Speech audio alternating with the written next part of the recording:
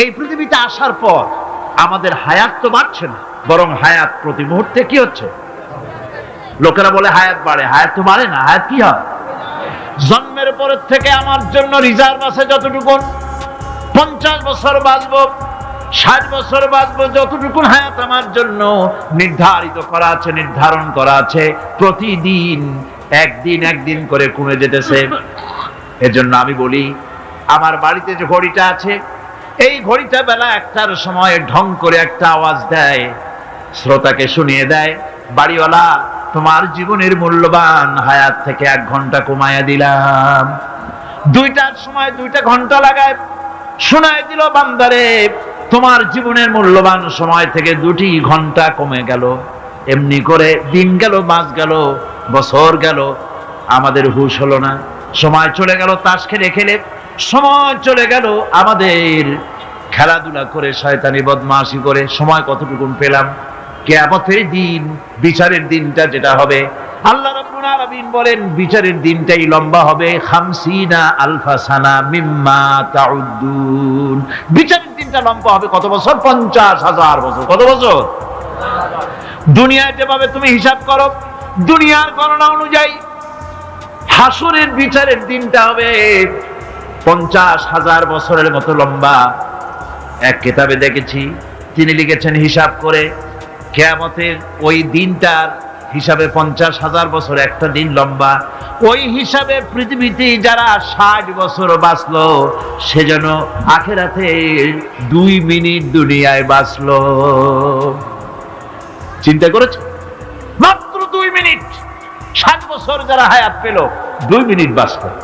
এই 2 মিনিটের জন্য কত হাঙ্গামা, কত মারধর, কত সন্ত্রাস, ক্ষমতার জন্য লড়াই, ঠ্যাং করেঙ্গে ত্যাং করেঙ্গে, লাঠি কে আন্দার মুগুর ভরেঙ্গে, শক্তির ঠেলায় অস্থির।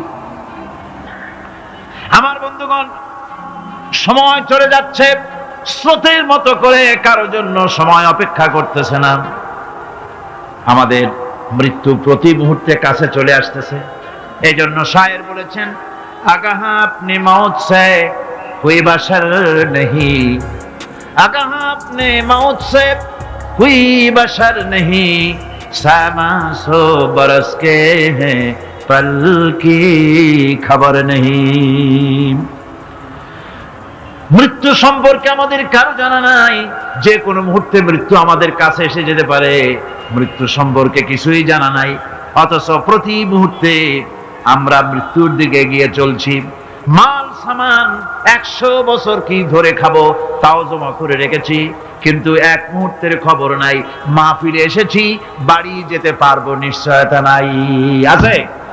বলেন আছে? আপনি বাড়ি যাও ভালো, বসেছেন, দাঁড়াতে পারবেন, এই নিশ্চয়তা আছে? নাই।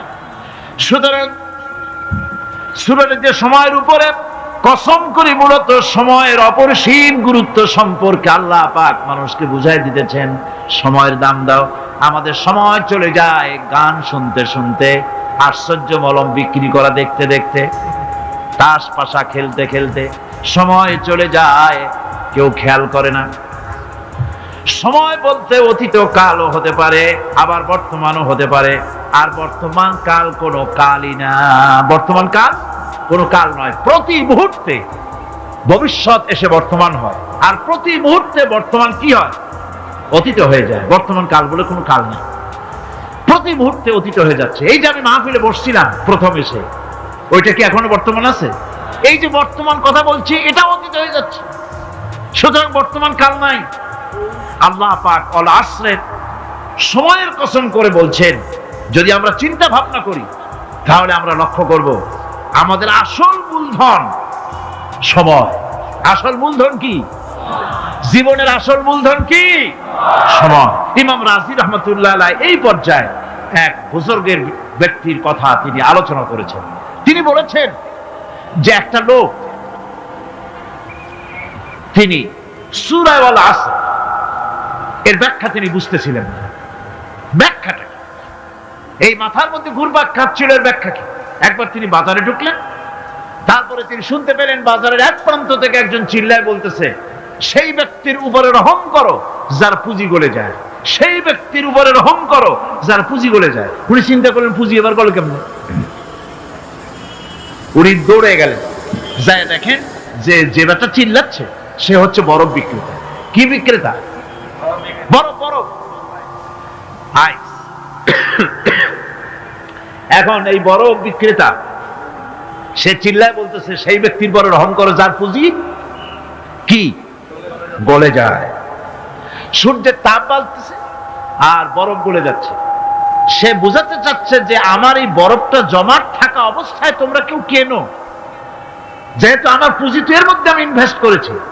এটা যদি পানি হয়ে যায় তো পানি তো কেউ কিনবে না, এটা তো যেখানে সেখানে পাওয়া যায়। বরফ পাওয়া যায় না বলি তো আমি বরফ কিনে আনছি। তোমরা আমার প্রতি দয়া করো, তাড়াতাড়ি করে বরফটা কিনে নিয়ে যাও। ইমাম রাজি রাহমাতুল্লাহ আলাইহি বলেন, বুজুর্গ ব্যক্তি চিৎকার মেরে বললেন আল্লাহু আকবার, আমি কিন্তু এই বরফ বিক্রেতার ঘোষণার মধ্য দিয়ে সূরা ওয়াল আসরের তাফসীর আমি বুঝে ফেলেছি। তার মানে হলো বরফ বিক্রেতা যেভাবে বলতেছে সেই ব্যক্তির উপরে রহম করো যার পুঁজি গলে যায়, আমারও তো একটা পুঁজি আছে, ওই পুঁজির নাম হায়াত। প্রতি মুহূর্তে আমার পুঁজি তো গলে যেতেছে, আমার পুঁজি তো গলে যায়, প্রতি মুহূর্তে কমে যেতেছে। আহারে এই পুঁজি যে গলে গেল ধরে রাখতে পারলাম না, এজন্য কিছুই তো করতে পারি নাই। সূরা ওয়াল আসরের ভিতরে মানুষের আয়ুষ্কাল দেওয়া হয়েছে বরফ গলে যাওয়ার মতো দ্রুত সে আয়ু কমে যাচ্ছে। একে যদি নষ্ট করে ফেলা হয়, ভুল কাজে ব্যয় করা হয়, সেটাই হচ্ছে মানুষের মূল ক্ষতি। মানুষের মূল ক্ষতি। ব্যবসায় ক্ষতিগ্রস্ত হয়েছে, এটা মূল ক্ষতি নয়। স্বাস্থ্য হারাইছে, মূল ক্ষতি নয়। রাজনীতিতে ব্যর্থ হয়েছে, মূল ক্ষতি নয়। জীবনে মন্ত্রিত্ব হারাইছে, মূল ক্ষতি নয়। মূল ক্ষতি প্রতি মুহূর্তে সময় নষ্ট হচ্ছে, এটাই মূল ক্ষতি। ভাইরা, কিয়ামতের দিন জান্নাতীদের কোনো দুঃখ থাকবে না, সকলের দুঃখ থাকবে। জান্নাতীদের কোনো দুঃখ থাকবে নাকি? থাকবে, থাকবে। জান্নাতীদের মনের মধ্যে একটা দুঃখই থাকবে। ভালো করে শুনুন, জান্নাতীদের মনের মধ্যে একটা দুঃখই হবে। তারা মনে মনে চিন্তা করবেন, আফসোস করবেন, আহারে যদি দুনিয়ায় বসে অমুক সময় বাসে বসেছিলাম আজে বাজে চিন্তা করেছি, বাড়ির ড্রয়িং রুমে একা একা বসে বসে আজে বাজে চিন্তা করেছি, অমুক অমুক সময় খেলাধুলায় কাটাইছি। এই সময়গুলিতে যদি সুবহানাল্লাহ, আলহামদুলিল্লাহ, লা ইলাহা ইল্লাল্লাহ, আল্লাহু আকবার এই তাসবিহ যদি পড়তাম, জিকির আজগার করতাম, জান্নাতের ভিতরে আরো নিয়ামত লাভ করতে পারতাম। সময়টা তো কাজে লাগাইলাম না। মানুষের শর্ত, মুমিনের শর্ত কাজে সওয়াব। ওয়াকুলু লিন-নাসি হুসনা, মানুষের সঙ্গে ভালো ভালো কথা কও, মানুষের সঙ্গে হাসি মুখে কথা কও। একজনের সাথে হাসি মুখে কথা বললেন আপনার একটা সদকা দেওয়ার মতো সমান সওয়াব আমলনামায় লেখা হয়ে গেল। ভালো ভালো কাম করো। বন্ধুগণ,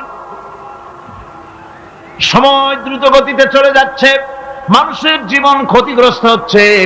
ক্ষতি থেকে বাঁচতে পারবে চারটা গুণ যার মধ্যে আছে, বাকি সব ক্ষতিগ্রস্ত হয়ে যাবে। আমার ভাইয়েরা, এই কথাগুলি বলে আল্লাহ পাক যেন এরকম একটা দৃষ্টান্ত দিলেন। আপনি যদি পরীক্ষার হলে গিয়া দেখেন ছাত্ররা পরীক্ষা দিতেছে, পরীক্ষার জন্য নির্ধারিত সময় কতটুকুন? 3 ঘন্টা। 3 ঘন্টা, 3 ঘন্টা।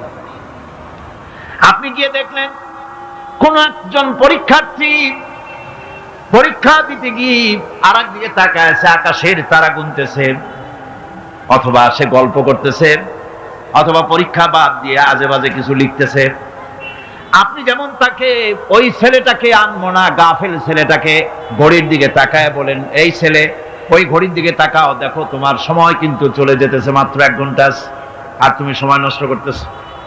আল্লাহ যেন স্নেহ পরবশে তামাম পৃথিবীর গোলামদেরকে, বান্দাদেরকে আঙ্গুল নির্দেশনা দিয়ে বলছেন, বান্দারা প্রতি মুহূর্তে তোর জীবনের মূল্যবান সময় চলে যেতেছে, প্রতি মুহূর্তে সময় যাচ্ছে। আল ইনসান, ইনসান বলতে শুধু মুসলমান না, ইনসান বলতে কি মুসলমান শুধু না, আল ইনসান মানব মণ্ডলী, বিশ্বের সমস্ত মানুষকে আল্লাহ বলছেন, হিন্দু, খ্রিস্টান, বৌদ্ধ, নাসারা, ইহুদি, মজুসি, মুসলমান, বিশ্বের সব মানুষকে আল্লাহ বলছেন। যেহেতু আল্লাহ স্রষ্টা, মানুষের ব্যাপারে সার্বিক কল্যাণময় কথা কে বলতে পারেন? কে বলতে পারেন? সে আল্লাহ রাব্বুল আলামিন বলছেন,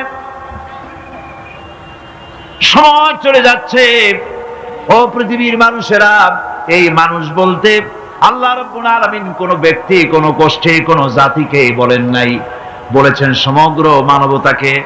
এর অর্থ হচ্ছে সূরাটিতে উল্লেখ্য 4টি গুণ যদি আমল করতে পারে লোকেরা, যেই ব্যক্তি করবে, যেই সমাজ করবে, যেই রাষ্ট্র করবে, যেই গোষ্ঠী করবে, যেই জাতি করবে, তারাই ক্ষতি থেকে বেঁচে যাবে। আর যারা করবে না তারা ক্ষতিগ্রস্ত হবে। কি হবে বলুন? এখন আল্লাহ পাকের কথা শুনুন। আল্লাহ পাক বলছেন, ওয়াল আসরি ইন্নাল ইনসানা লাফি খুসর। খুসরিন, এই যে খুসর, খাসারা, এই শব্দটা হচ্ছে আবিধানিক অর্থে ক্ষতি হচ্ছে লাভের বিপরীত। লাভের বিপরীত কি? ক্ষতি। নাফা, এই নাফার বিপরীত কি? নোকসান। খাসারাটা কি? নোকসান বলা হয় পুঁজি 50,000 খাটাইছিলাম, লাভ করতে পারি নাই, পুঁজি ঠিক আছে, এটাকে বলা হয় নোকসান। এটাকে কি বলা হয়? নোকসান। কিন্তু আমি পুঁজি খাটিয়েছিলাম 50,000 টাকা, লাভ তো হয়ই নাই, পুঁজিও চলে গেছে, আমও গেছে, ছালাও গেছে, আমও নাই, ছালাও নাই। এইটারে আরবিতে কি বলা হয়? খাসারা।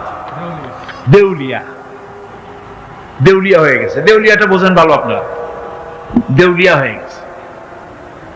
কোরআন লাভ বা সাফল্যের ধারণা যেমন নিছক পার্থিব নয়, সমৃদ্ধির কথা শুধু পার্থিব নয়, জন্ম থেকে শুরু করে মৃত্যু পর্যন্ত কোরআনের লাভের কথা যখন বলা হয় তখন জন্ম থেকে মৃত্যু পর্যন্ত, আখিরাত পর্যন্ত, কিয়ামত পর্যন্ত। ক্ষতিটাও জন্ম থেকে শুরু করে মৃত্যু পর্যন্ত, কিয়ামত পর্যন্ত ক্ষতিটাও। এই ক্ষতি থেকে বাঁচাবার জন্য কোরআনে কারিমে বিভিন্ন জায়গায় এই খাসারা শব্দ ব্যবহার করা হয়েছে। আল্লাহ রাব্বুল আলামিন বলছেন, ওয়ামান খাফফাত মাওয়াজিনুহু ফাউলাইকাল্লাযীনা খাসিরু আনফুসাহুম বিমা কানু বিআয়াতিনা ইয়াযলিমুন।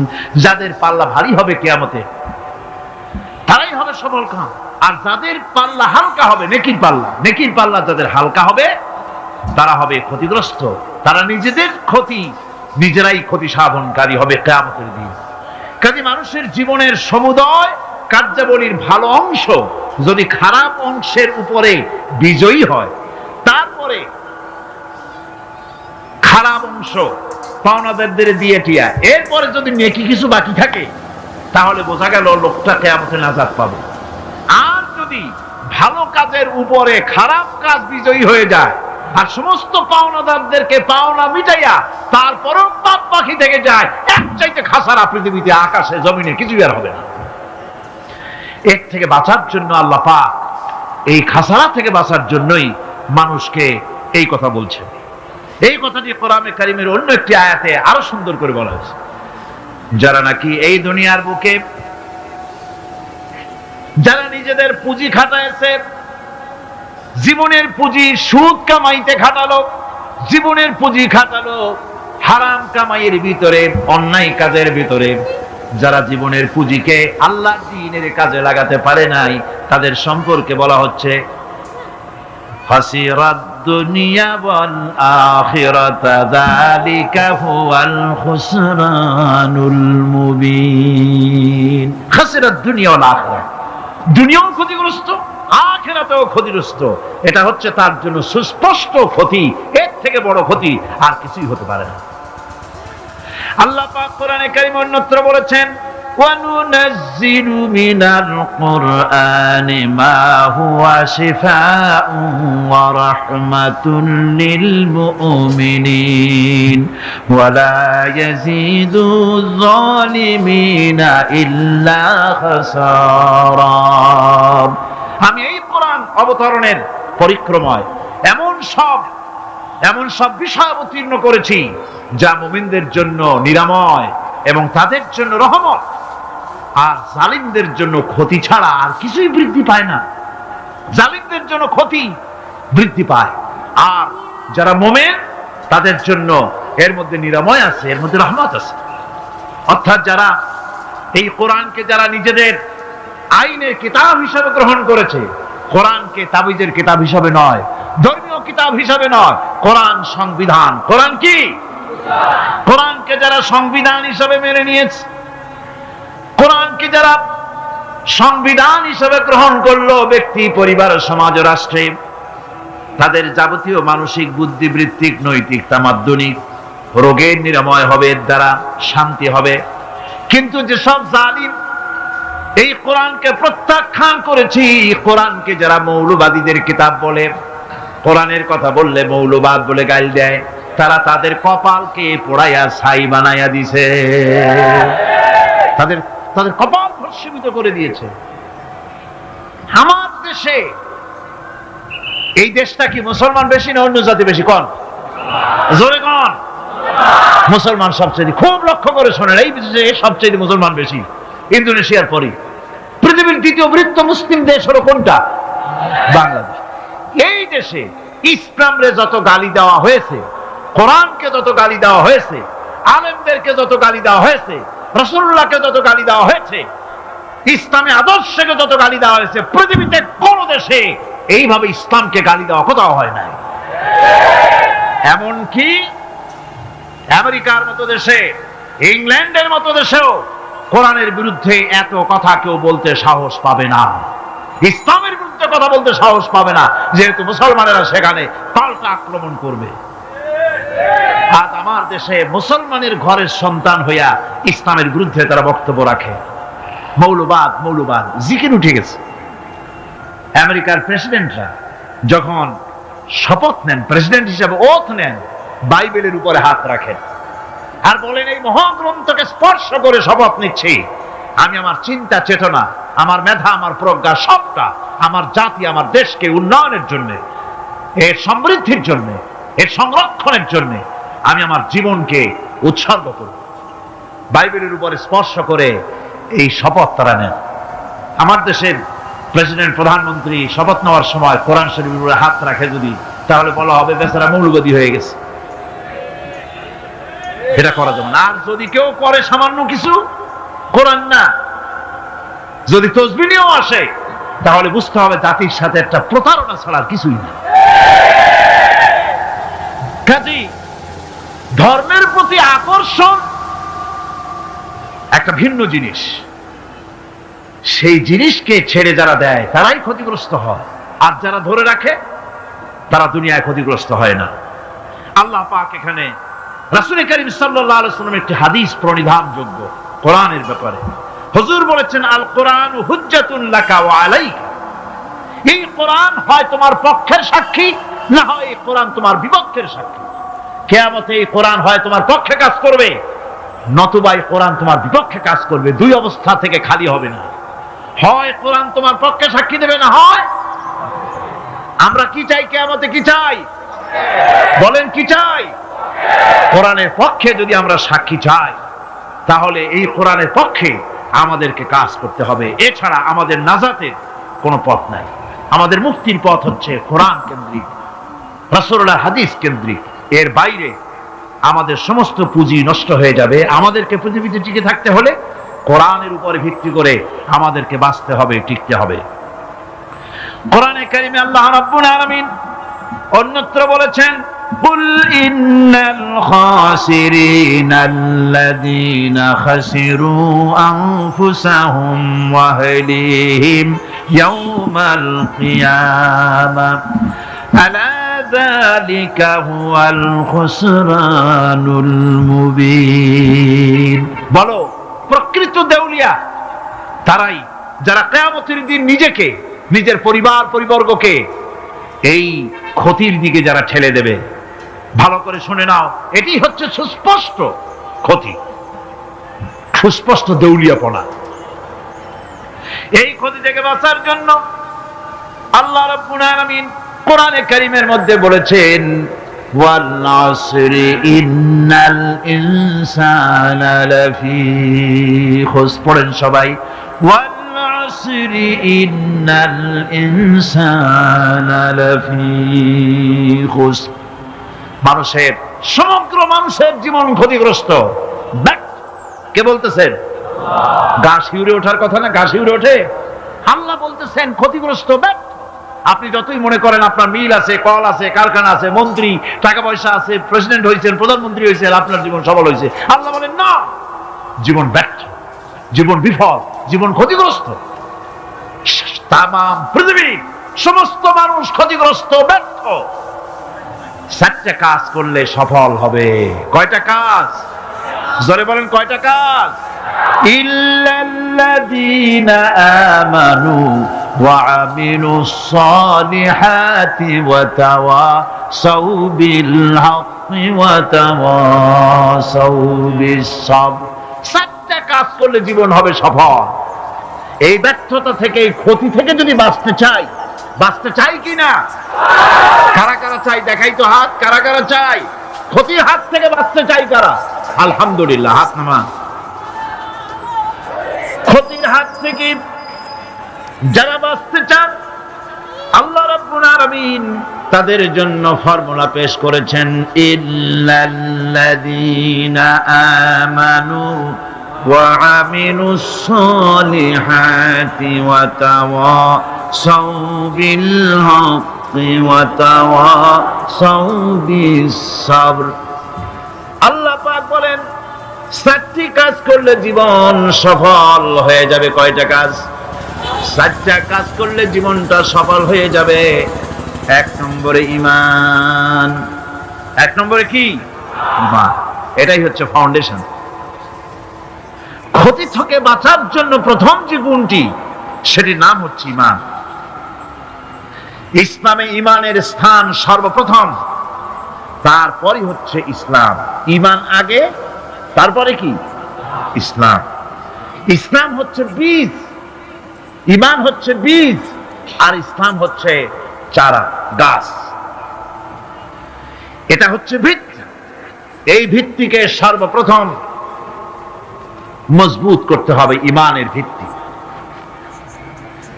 ঈমানের ভিত্তি দুনিয়ায় ঈমানের আহ্বান জানাবার জন্যই আল্লাহ রাব্বুল আলামিন সমস্ত নবী এবং রাসূলদেরকে পৃথিবীতে পাঠিয়েছেন ঈমানের আহ্বানের জন্য।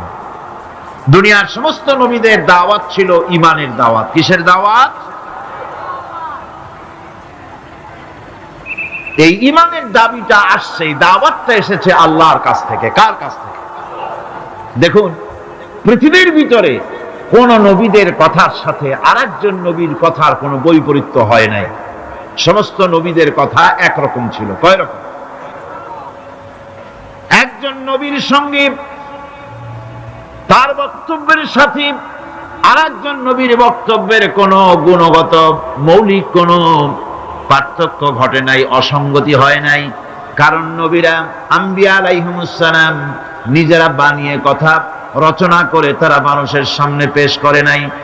সমস্ত নবীদের কাছে যত দাওয়াত এসেছে, একটা অফিস থেকে এসেছে। সে অফিসটা হচ্ছে কার?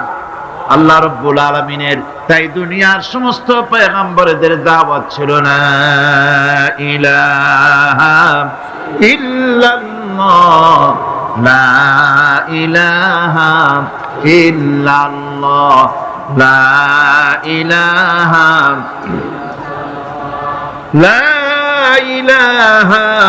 ইল্লাল্লাহু মুহাম্মাদুর রাসূলুল্লাহ। এটাই ছিল সমস্ত নবীদের দাওয়াত। কোরআনে কারীম তার ধারক এবং বাহক সম্পর্কে বলে যে তিনি যে দাওয়াত দিয়েছেন, সে দাওয়াতটা হলো ঈমানের দাওয়াত। আমাদের নবী তিনি এসে যে দাওয়াত দিয়েছেন, সে দাওয়াতটা কিসের? কোরআনে কারীম বলছি, রব্বানা ইন্নানা সামি'না মুনাদিয়ান ইউনাদি লিল ঈমান। হে আমাদের রব, নিশ্চয়ই আমরা এমন একজন আহ্বায়কের আহ্বান শুনেছি, যিনি আমাদেরকে ঈমানের দাওয়াত দিয়েছেন। এমন কোন পয়গম্বর নাই দুনিয়ায় যিনি ঈমানের দাওয়াত দেন নাই। সকলেই ঈমানের দাওয়াত মানুষের সামনে, বিশ্ববাসীর সামনে পেশ করেছেন।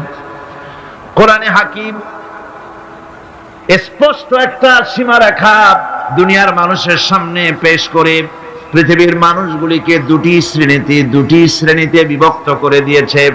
একটি হচ্ছে ঈমান পোষণকারী, আরেকটি হচ্ছে অবিশ্বাসী। একটা ঈমান পোষণকারী আর একটা অবিশ্বাসী।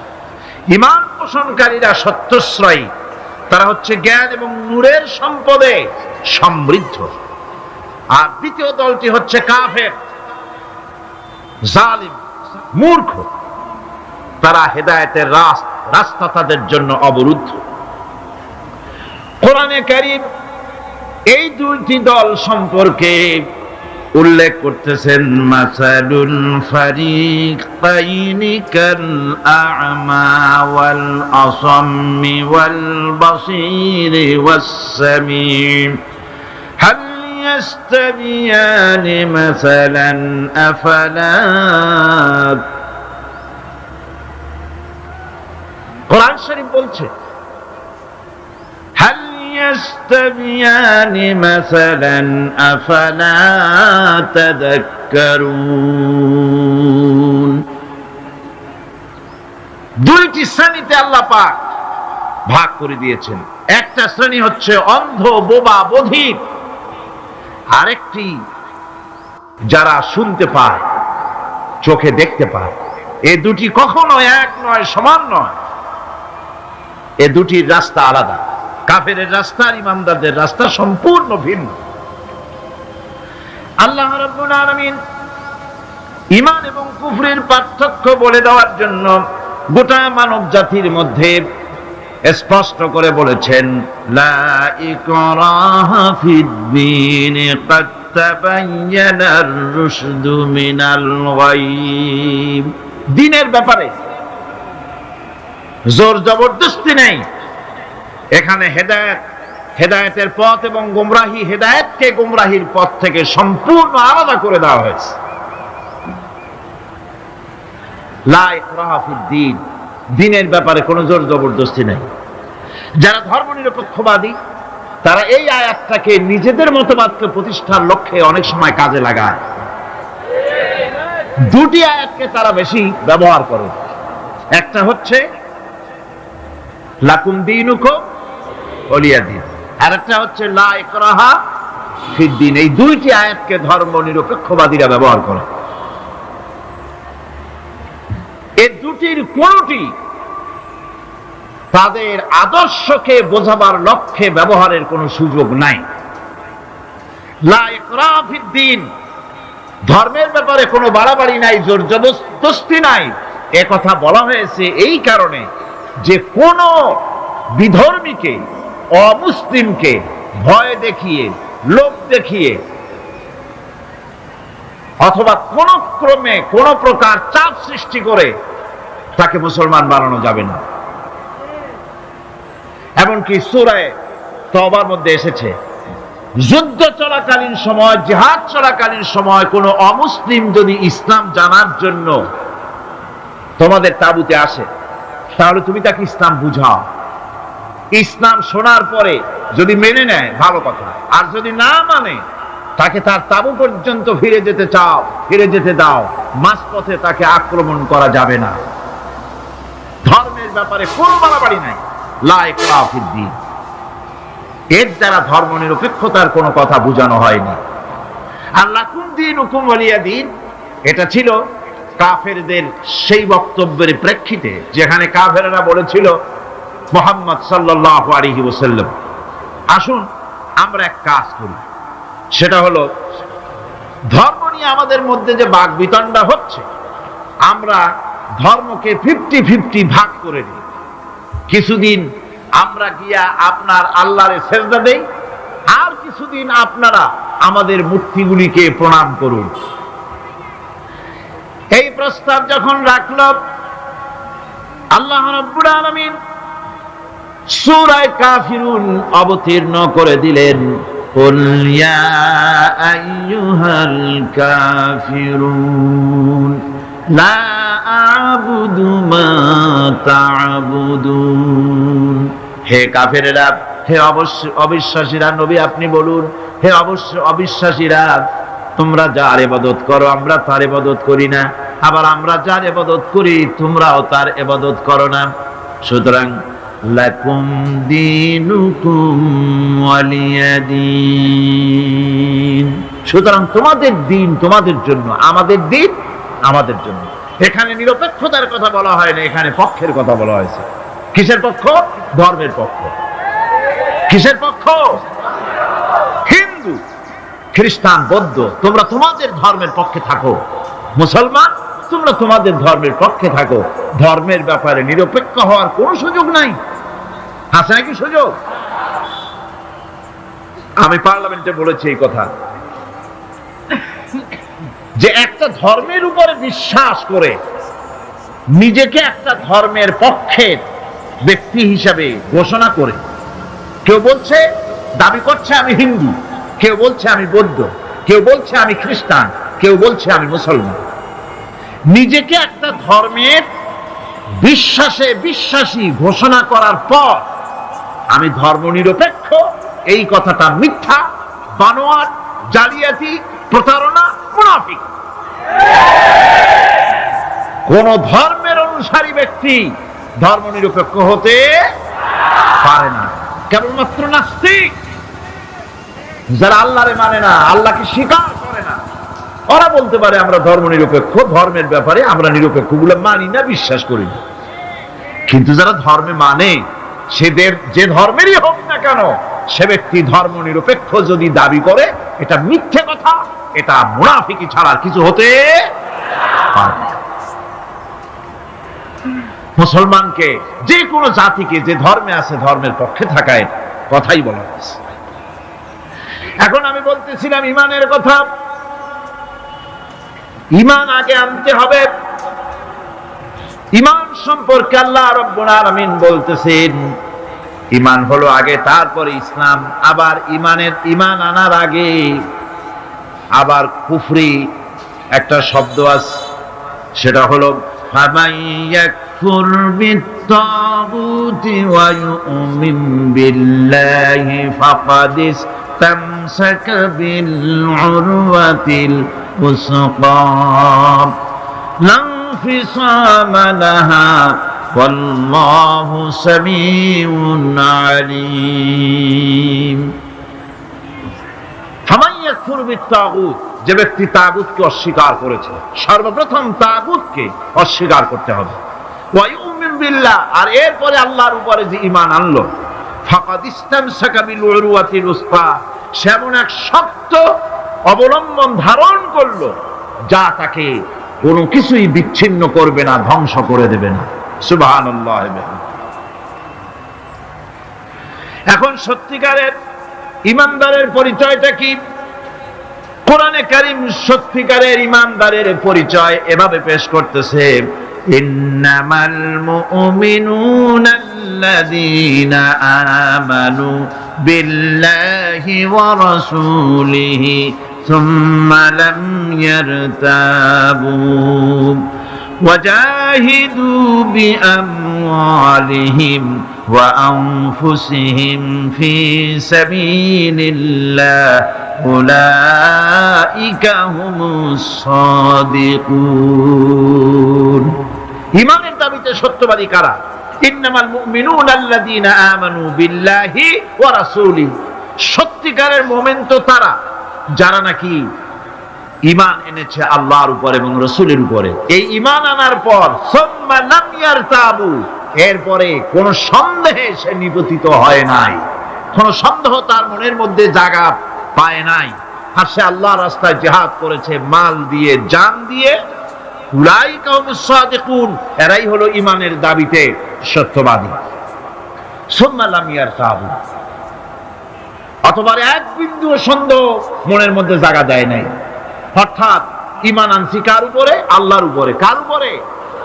আর তার রাসূলের উপরে। আল্লাহ এবং রাসূলের উপরে ঈমান আনার পর যারা আল্লাহ এবং রাসূলের বিধান জীবনের সকল ক্ষেত্রে মানতে পারে নাই, তারাই সন্দেহে নিপতিত হয়েছে। কথা বুঝতে পেরেছেন? তাদের সন্দেহ এই কোরআন মানুষের জীবন, তার সম্পদ, তার রাজনীতি, তার অর্থনীতি পরিচালনা করতে পারে না। সেই জন্য ধর্মের ব্যাপারে কোরআন মানি, ধর্মের ব্যাপারে নামাজ আর রোজা মানি, কিন্তু রাজনীতিতে ধর্ম মানি না। এটাই হলো সন্দেহ।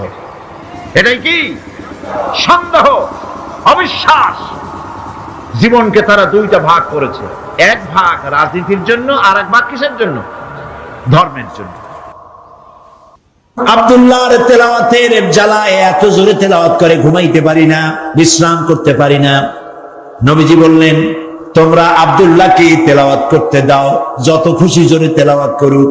তার কারণ হলো তার ইমানটা এত চড়া দামে ইমান এনেছে, পরনের লুঙ্গিটাও আনতে পারে নাই।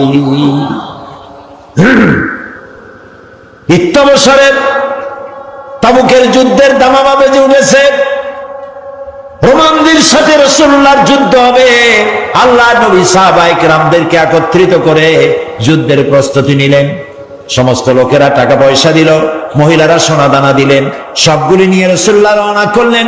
30,000 সৈন্য নিয়ে নবীজি রওনা করেছেন তাবুকের দিকে। আর 2 লক্ষ সৈন্য আসছে রোমানদের। কিছু দূর যাওয়ার পরে হযরত আব্দুল্লাহ নবীজির সামনে এসে দাঁড়ালেন। বললেন, ইয়া রাসূলুল্লাহ, সাহাবায়ে কিরাম পুরুষ আর নারীরা যা তাদের কাছে ছিল সব খুলে খুলে আপনাকে দিয়ে দান করেছে জিহাদের জন্য। আমার কাছে কিছুই নাই, আমি তো কিছু দিতে পারলাম না। হে রাসূল, আমি আপনার কাছে দোয়া চাই, আপনি আমার জন্য দোয়া করেন, আমি যেন এই জিহাদের ময়দানে আমার জীবনটা দিয়া যেন ইসলামকে সাহায্য করতে পারি। নবীজি বললেন, একটা গাছের বাকল নিয়ে আসো। হযরত আব্দুল্লাহ গাছের বাকল নিয়ে আসলেন। আল্লাহ নবী বাকলটা হযরতে আব্দুল্লাহর হাতে বেঁধে দিয়ে বললেন, আয় আল্লাহ, আমি আব্দুল্লাহ রক্তকে কাফেরদের জন্য হারাম করে দিলাম। হযরতে আব্দুল্লাহ কেঁদে উঠলেন, বললেন, ইয়া রাসূলুল্লাহ, আমার আশা ছিল জিহাদের ময়দানে যুদ্ধ করে শহীদ হয়ে জান্নাতে যাব, আর আপনি আমার রক্ত কাফেরদের জন্য হারাম করে দিলেন।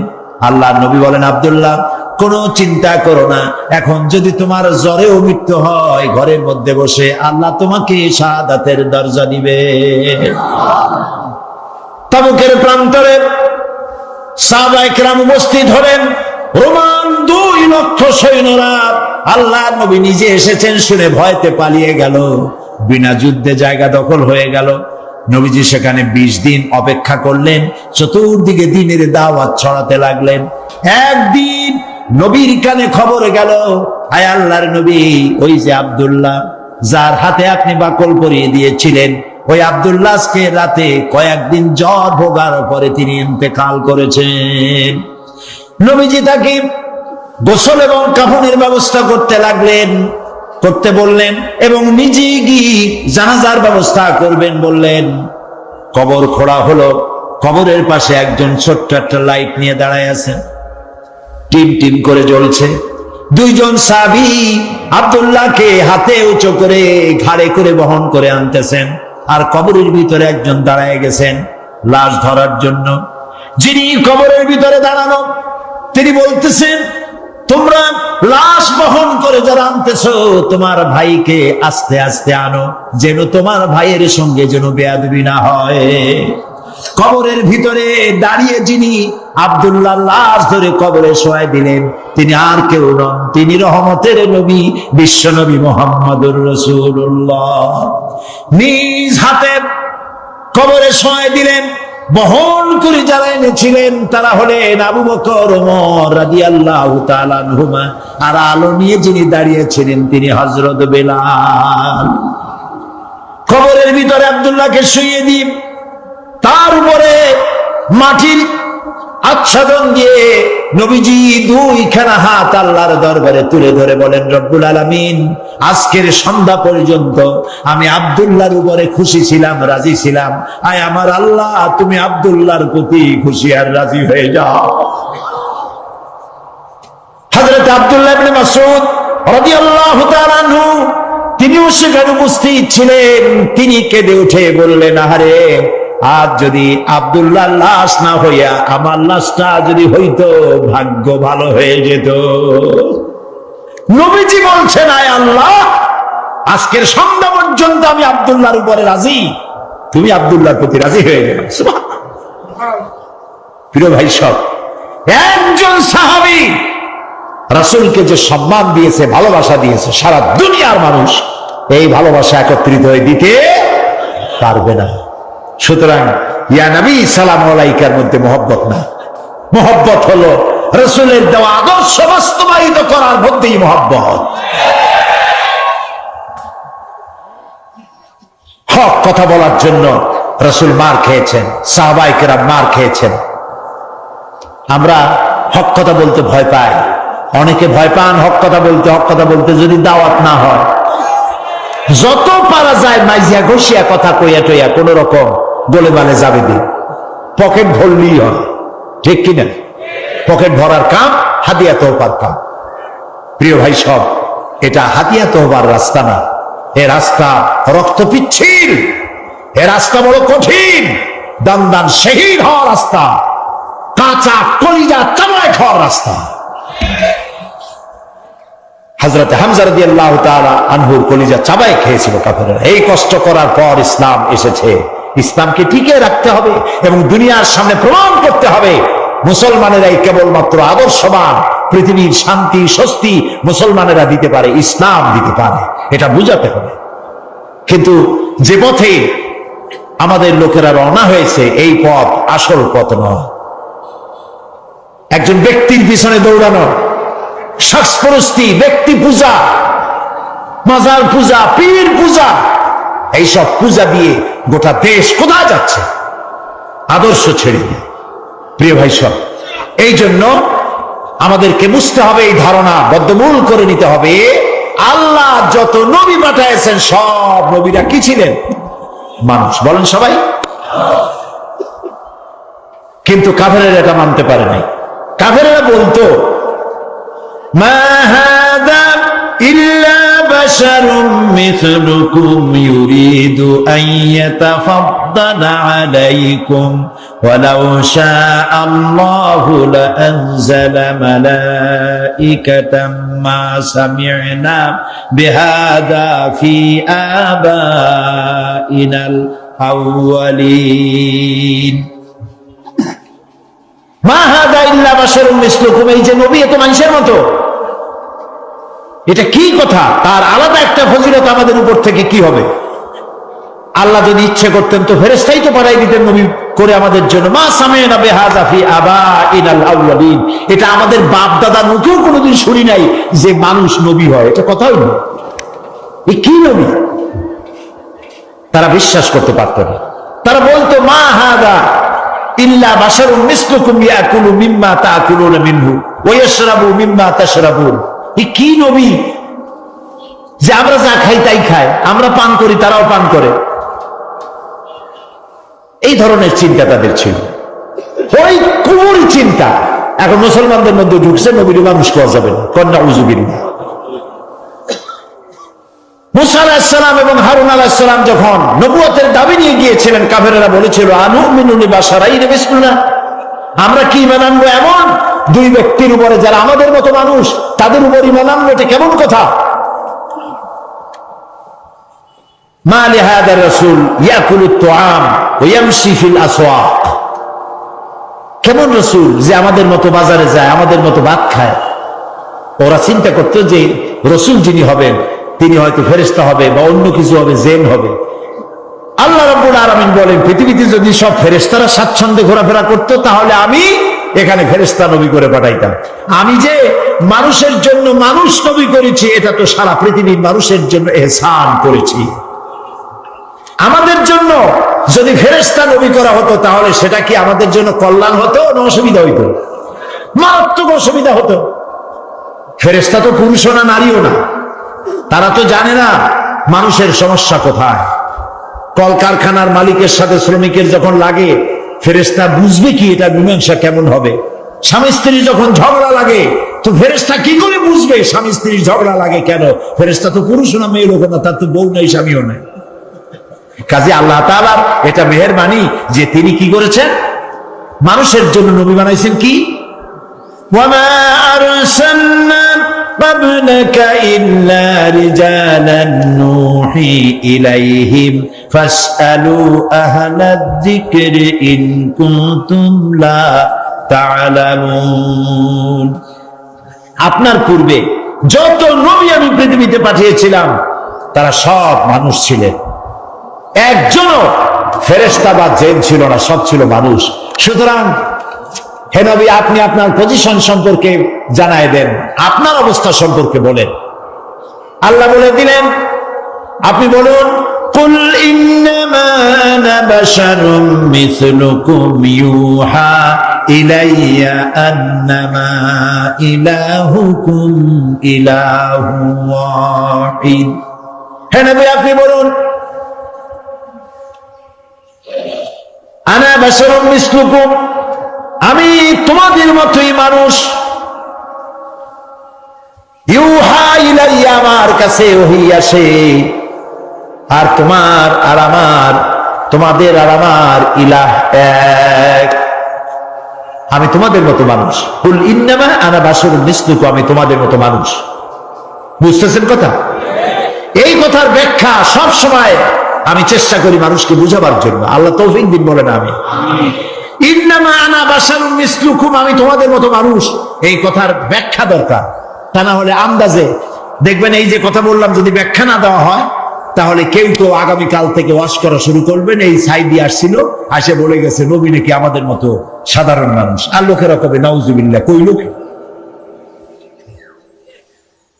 নবী মানুষ, কিন্তু মানুষের মধ্যে দুইটা শ্রেণী। কয়টা শ্রেণী? একটা হলো সাধারণ, আর একটা হলো অসাধারণ। একটা মানব, আর একটা বলে মহামানব। রাসূলুল্লাহ মানুষ, মানব, কিন্তু মহামানব। তিনি মানুষ, তবে সাধারণ মানুষ নয়, অসাধারণ মানুষ। সুবহানাল্লাহ কয়। মানুষ কোন দিক দিয়ে? মানুষ এই দিক থেকে, আমাদের মতো মানুষ এই দিক থেকে। আমরা ঘুমাই, রসুল ঘুমায়। আমরা খাই, তিনিও খান। আমরা বিয়ে করি, বাচ্চা হয়, তিনিও বিবাহ করেছেন, বাচ্চা হয়েছে। তার শরীর কাটলে যে রক্ত বেরোতো, সে রক্ত সাদা ছিল না, সে রক্ত আমাদের মতো লাল রক্ত ছিল। তিনি আনন্দ পেলে হাসতেন, দুঃখ পেলে কাঁদতেন। নবী করিম সাল্লাল্লাহু আলাইহি ওয়াসাল্লামের ছেলে মারা গেল, তিনি কাঁদতেছিলেন, চোখ দিয়ে পানি পড়তেছিল। সাহাবায়ে কেরাম বললেন, হে রাসূল, আপনি তো আমাদের কাঁদতে নিষেধ করেছেন। নবী করিম সাল্লাল্লাহু আলাইহি ওয়াসাল্লাম বলেছেন, আমি চিল্লাতে নিষেধ করেছি, আমার চোখ দিয়ে যেটা পড়ছে এটা হলো মুহাব্বত। আমার অন্তর আল্লাহর দিকে, তার ইচ্ছার উপরে রাজি আছে, কিন্তু চোখ দিয়ে মুহাব্বতের পানি পড়তেছে, করুণার পানি, দয়ার পানি, রহমতের পানি পড়তেছে। আমার দিলের মধ্যে কোনো প্রতিবাদ নাই। মাঝখানে একটা কথা বলে রাখি, অনেক আমাদের দেশে প্রায় কেউ যদি মারা যায়, বাড়ির মধ্যে কান্নার রোল পড়ে যায়, হয় কিনা বলো? কথা বল না কেন? কান্নার রোল পড়ে যায়। আমরা মেয়ে লোকেরা চট্টগ্রামে কি করে জানি না, এই বরিশাল বিভিন্ন জায়গায় মেয়ে লোকেরা যখন কান্দে তখন সুর করে কান্দে। দুঃখের মধ্যে সুর আসে কেমনে আমি বুঝিনি। সুর দিয়ে, সুর না হলে কাঁদতে পারে। আপনাদের ইতিহাস আছে বোধহয়, হ্যাঁ আছে, সুর দিয়ে কাঁদে। এই যে বিলাপ করতেছেন কেন? আপনি আওয়াজ করে কাঁদছেন কেন?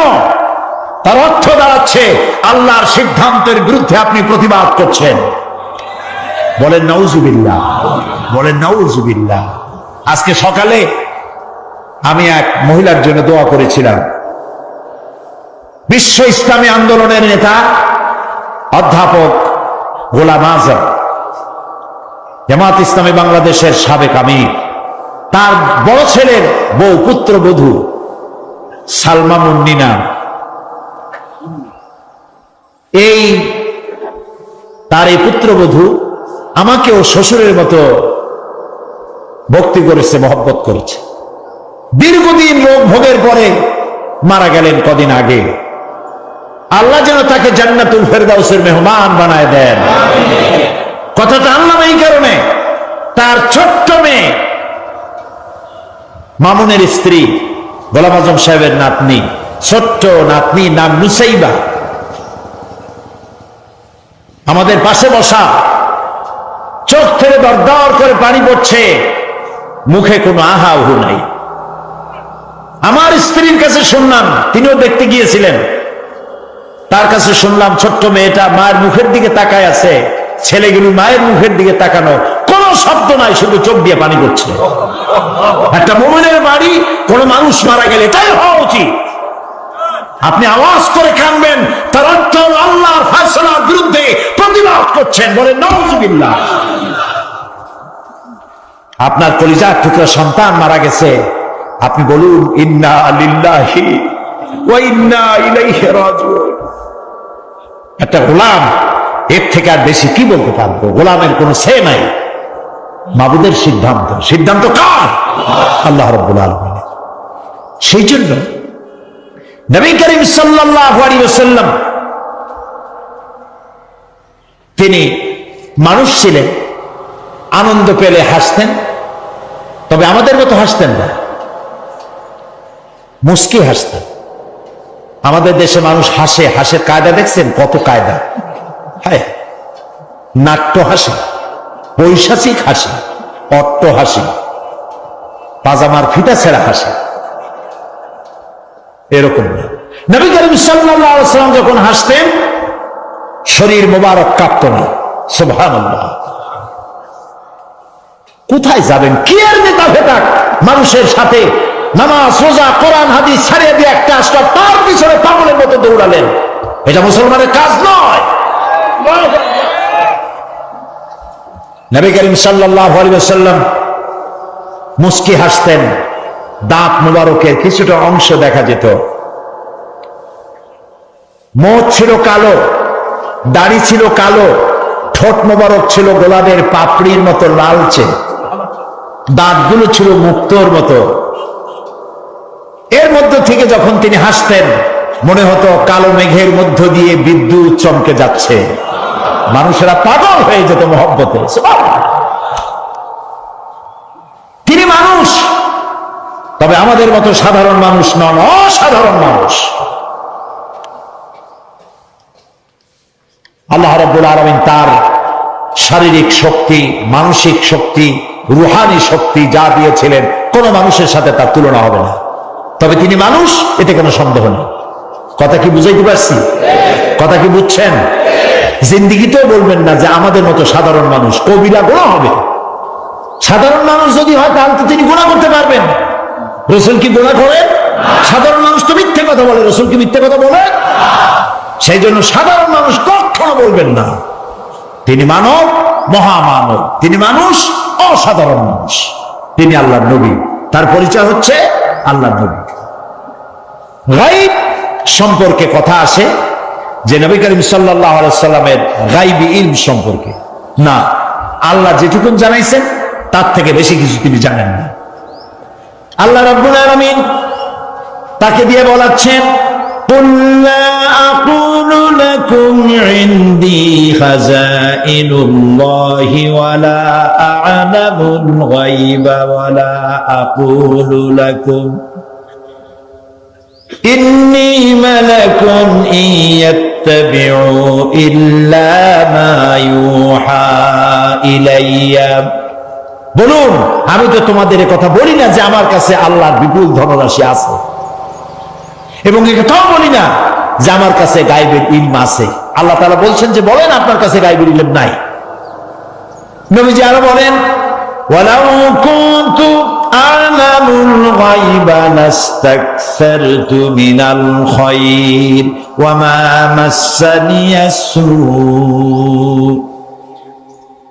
হ্যাঁ নবী, আপনি বলেন আমার কাছে যদি গায়বের ইলম থাকতো তাহলে আমি সব ভালো ভালো জিনিসগুলি আমার জন্য বেছে নিতাম, আর কোন অকল্যাণ আমাকে স্পর্শ করতে পারত না। নবী যদি গায়ব জানতেন, তায়েফের ময়দানে মার খেতেন না।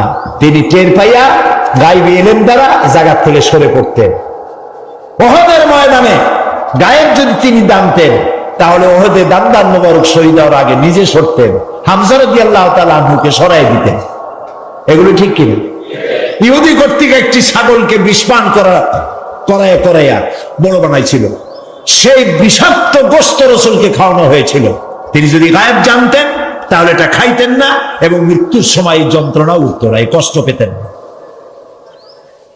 হযরত আয়েশা রাদিয়াল্লাহু তাআলা আনহার ব্যাপারে ইফকের ঘটনায় তিনি যদি গায়েব জানতেন তাহলে মাসাদিক কাল পর্যন্ত ওহীর অপেক্ষায় বসে থাকতে হতো না, নিজের প্রিয়তমা স্ত্রীকে ঘরে ফিরে আনতে পারতেন। এ ধরনের অসংখ্য ঘটনা আছে যার দ্বারা বোঝা যাচ্ছে যে তার কাছে গায়েবের ইলম নাই, অতটা আছে যতটা আল্লাহ জানিয়েছেন। গায়েব কেবলমাত্র কার কাছে? ওয়া ইনদাহু মাফাতিহুল গায়ব লা ইয়ালামুহা ইল্লা হুয়া। একমাত্র আল্লাহর কাছেই গায়েবের ইলম আছে এবং এই গায়েবের ইলমের চাবিকাঠি কেবল আল্লাহর কাছে, আর কারো কাছে নাই। একেবারে পরিষ্কার কথা। সুতরাং গায়েবের ইলমের ব্যাপারেও আমাদেরকে বিশ্বাস করতে হবে নবী ততটা জানেন যতটা তাকে আল্লাহ জানানো জরুরত বোধ করেছেন।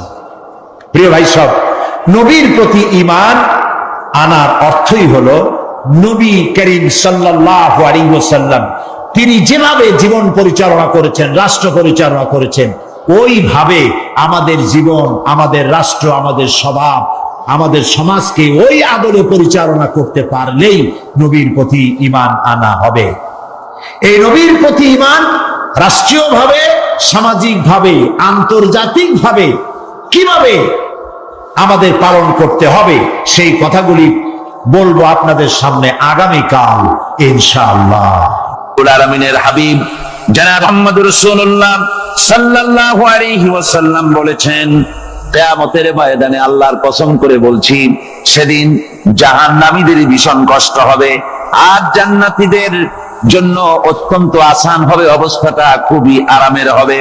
নবীজি বলেন, এক ফরজ নামাজ, এক ওয়াক্ত ফরজ নামাজ আদায় করতে যে সময়টুকুন লাগে, কিয়ামতের মাঠের এই সময় এত বড় বিরাট লম্বা সময় জান্নাতীদের জন্য এরকম হালকা হয়ে যাবে। সুবহানাল্লাহ। হযরত আবু সাঈদ খুদরী রাদিয়াল্লাহু তাআলা হাদিস বর্ণনা করেছেন, এক ওয়াক্ত নামাজ, একটা ফরজ নামাজ পড়তে যতটুকুন সময় লাগে এতটুকুন সময়ের ভেতরে জান্নাতীদের কারবার শেষ হয়ে যাবে। সুবহানাল্লাহ। আর ওদের কারবার তো শেষই হবে না।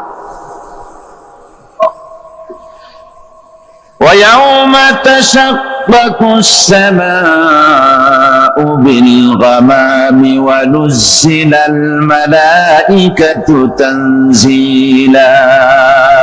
ওরা ফেরেশতা দেখতে চায়, সেদিন আসমান সমূহ বিদীর্ণ হয়ে মেঘ পুঞ্জ বেরিয়ে আসবে, আত্মপ্রকাশ করবে, তার ভেতর থেকে ফেরেশতারা ক্রমাগত নাযিল হতে থাকবে।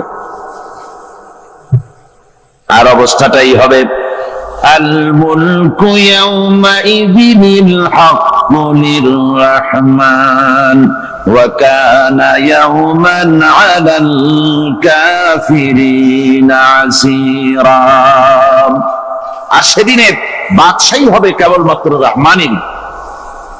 ওয়া কানা ইয়াওমান আলাল কাফিরিনা আসীরা। আর সেই কিয়ামতের দিন, সেই সময়টা হবে কাফেরদের জন্য বড়ই কঠিন। এখানে কিয়ামতের কিছু কথা বলা হচ্ছে, কিছু আভাস দেওয়া হচ্ছে যে আসমান সমূহ বিদীর্ণ হয়ে মেঘ পিণ্ড বেরিয়ে আসবে এবং তার থেকে ক্রমাগত ফেরেশতারা নাযিল হতে থাকবে। আল্লাহর হাবিব বলেছেন, কেউ যদি কিয়ামতের দৃশ্য দেখতে চায় সেজন্য সূরা ইজা শামসু কুবিরাত ওয়া ইজা সামাউ ফাতারাত, ইজা সামাউ শাক্কাত, এই সূরাগুলি যেন পড়ে, তাহলে কিয়ামতের দৃশ্য তার চোখের সামনে প্রতিভাত হবে। কিয়ামতের দৃশ্যটা আসলে কেমন হবে সেই সূরাগুলি তেলাওয়াত করলে সে বুঝতে পারবে। যেমন আল্লাহ পাক বলছেন, إذا السماء فطرت وإذا الكواكب انتثرت وإذا البحار فجرت وإذا القبور بعثرت। যখন আকাশসমূহ চূর্ণ বিচূর্ণ হয়ে যাবে, আর তারকাসমূহ বিক্ষিপ্ত হয়ে পড়বে, সমুদ্র মহাসমুদ্রগুলি দীর্ণ বিদীর্ণ হয়ে যাবে, কবরগুলি সব উদ্গীরণ করে দেবে, তার মধ্যে যা আছে সে সবগুলি। আবার আল্লাহ পাক বলেন, ইযাশ শামসু কুবিরাত ওয়া ইযান নুজুমুন কাদারাত ওয়া ইযাল জিবালু সুয়িরাত। সূর্য যখন ঢেকে যাবে, তারকাগুলি যখন বিপর্যস্ত হয়ে যাবে, আর পাহাড়গুলি যখন চালিয়ে দেওয়া হবে, এই দৃশ্য তোমরা দেখতে পাবে।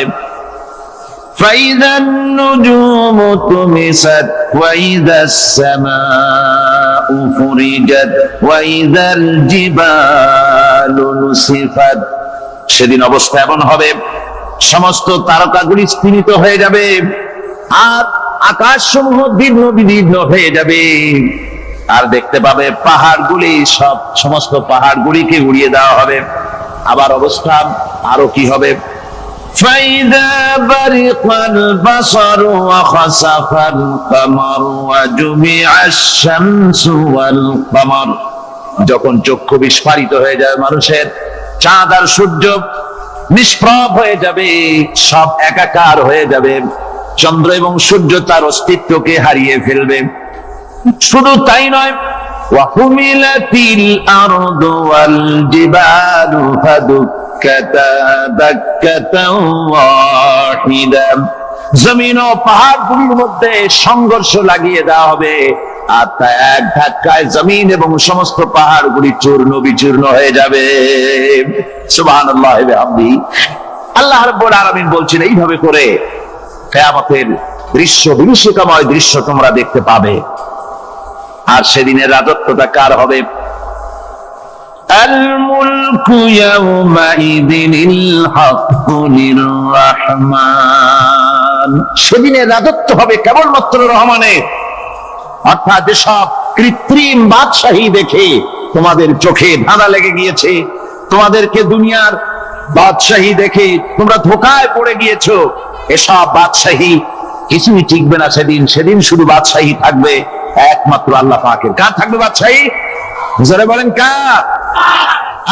আল্লাহ পাক তার মনের মধ্যে গভীর প্রশান্তি এবং স্বস্তি দান করলেন, আর এমন সৈন্য দিয়ে সাহায্য করলেন যে সৈন্যদেরকে তোমরা দেখতে পাও না। এভাবে করে রব্বুল আলামিন মুমিনদের বিপদে আপদে মুসিবতে সব সময় আল্লাহ পাক মুসলমানদেরকে সাহায্য করেছেন। জোরে বলেন সুবহানাল্লাহ। মুমিনদের সাহায্যকারী আল্লাহ। তাই ইসলামী আন্দোলনের সাথে যারা আছে, যারা কর্মী, যারা নেতা, যারা মুমিন, যারা ঈমানদার, মেঘের মতো প্রচন্ড কালো মেঘ হয়ে চতুর্দিক থেকে অন্ধকারের মতো সে এসেছে বিপদ, কোন বিপদ না। আল্লাহ পাক সাহায্যকারী। কে সাহায্যকারী? জোরে বলেন সাহায্যকারী কে? আল্লাহ সুবহানাহু ওয়া তাআলা, তিনি সাহায্যকারী, ভয় নাই। আল্লাহ পাকের উপর ঈমান আনলে পরে কলিজার ভিতরে দুর্জয় সাহসের সৃষ্টি হয়ে যায়, কোনো ভয় অন্তঃকরণে তারা থাকে না। আল্লাহ পাক সাহায্য করেন।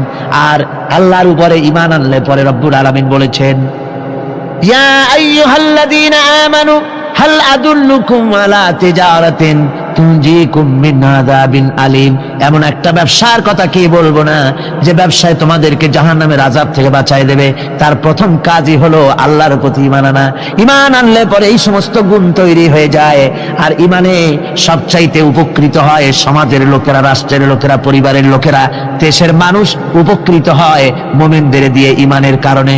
তার কারণ হলো একজন মুমিন, একজন ব্যক্তি যখন ঈমানদার হয়, মুমিন হয়ে যায়, আল্লাহর প্রতি যখন প্রগাঢ় বিশ্বাস তার এসে যায়, তখন সেই ব্যক্তি নৈতিকতার মান তার বেড়ে যায়। জোরে বলেন সুবহানাল্লাহ। নৈতিক চরিত্রের উপরে সে প্রতিষ্ঠিত হয়, সে মিথ্যা বলতে সাহস পায় না। মুমিন ব্যক্তি মিথ্যা বলতে সাহস পায় না। কেন পায় না? মিথ্যা বলতে সাহস পায় না, ঠকাতে সাহস পায় না, ওজনে কম দিতে সাহস পায় না, শয়তানি বদমাশি করতে সাহস পায় না। তার কারণ হলো আল্লাহ পাক বলে দিয়েছেন, মুমিন কোরআনের ভিতরে পড়েছে, ইয ইয়াতালাক্কাল মুতালাক্কিয়ানি আনিল ইয়ামিনি ওয়া আনিশ শিমালি কাঈদ। দুজন নিয়ন্ত্রণকারী ফেরেশতা তোমার ডানে এবং বামে বসে বসে তোমাকে নিয়ন্ত্রণ করছে, কোথায় যাও কি করো এই ফেরেশতারা বসে বসে সব দেখতেছে। মা ইয়ালফিযু মিন কাওলিন ইল্লা লাদাইহি রাকীবুন আতীদ। মানুষ এমন কোনো কথা বলে না যা ফেরেশতারা রেকর্ড না করে, সব রেকর্ড হয়ে যায়। তাই মুমিন ব্যক্তি দায়িত্বহীন কথা বলতে পারে না। মুমিন ব্যক্তির চরিত্র ভালো হয়ে যায়, সে যে কথা বলে বুঝে শুনে কথা বলে, সে যে ওয়াদা করে বুঝে শুনে ওয়াদা করে, যেহেতু সবকিছুর জবাব কিয়ামতে দিতে হবে। কোথায় দিতে হবে? কোথায় দিতে হবে? কিয়ামতে আল্লাহর দরবারে জবাব দিতে হবে। মহান আল্লাহ রাব্বুল আলামিন বলেছেন, ওয়ালাকাদ খালাকনাল ইনসানা ওয়া না'লামু মা তুওয়াসবিসু বিহি নাফসু। মানুষ সৃষ্টি করেছি আমি, তার অন্তঃকরণের ভিতরে ওয়াসওয়াসা কি হয় আমি জানি। এই জন্য মুমিনেরা মনের ভিতরে কোনো খারাপ কল্পনাও করতে পারে না। খারাপ কল্পনা করলেও তার হিসাব দেওয়া লাগবে আল্লাহর কাছে। কার কাছে? ওয়াইন তুবদু মিন আনফুসিকুম আও তুখফুহু ইউহাসিবুকুম বিহিল্লাহ। আল্লাহ বলেন, মনের মধ্যে যেসব কল্পনা করো তা প্রকাশ করো আর গোপন রাখো, ওইটার হিসাব নেব আমি আল্লাহ পাক। কিয়ামতের দিন আমার কাছে হিসাব দিতে হবে। বন্ধুগণ, এই জন্য মুমিন যারা, মুমিনদের চরিত্র প্রতিষ্ঠিত হয়, মুমিনদের ধারণা থাকে যেখানেই যাই না কেন, যেখানেই বসি না কেন, সেখানেই আল্লাহ, আল্লাহ ছাড়া কোনো জায়গা নাই। আছে নাকি? আছে। আল্লাহ পাক বলেন, মা ইয়াকুনু মিন নাজওয়া সালাসাতিন ইল্লা হুয়া রাবিউহুম। তোমরা যেখানে তিনজন মিলে পরামর্শ করো, মনে রেখো তিনজন নও, ওখানে চতুর্থ সত্তা আমি রব্বুল আলামিন তোমাদের কাছে আছি। সব শুনি আর দেখি। পাঁচজন যেখানে হও সেখানে আমি ষষ্ঠ। এর থেকে যদি কম হও, এর থেকে যদি বেশিও হও, বান্দারে তুমি আছো যেখানে আমি আল্লাহ আছি সেখানে। উপায় নাই, সব জায়গায় আমি দেখতে পাচ্ছি। শুধু তাই নয়, রাত্রিবেলায় মানুষেরা গোপনে পরামর্শ করে, করে না? করে কিনা? রাতে রাতে পরামর্শ করে, এক জায়গায় বসে, হলের মধ্যে, পাহাড়ের মধ্যে, কোন জায়গায় বসে পরামর্শ করে। কি পরামর্শ? ইসলামী আন্দোলনের লোকদের মারবে, কোথায় তাদের ধরবে, কোথায় তাদের অত্যাচার করবে, এই সমস্ত পরামর্শ করে। আল্লাহ পাক বলছেন, শুনুন, আল্লাহ রাব্বুল আলামিন বলেন, ওয়া হুয়া মাআহুম إذ يبيتون ما لا يرضى من القول وكان الله بما يعملون محيطا।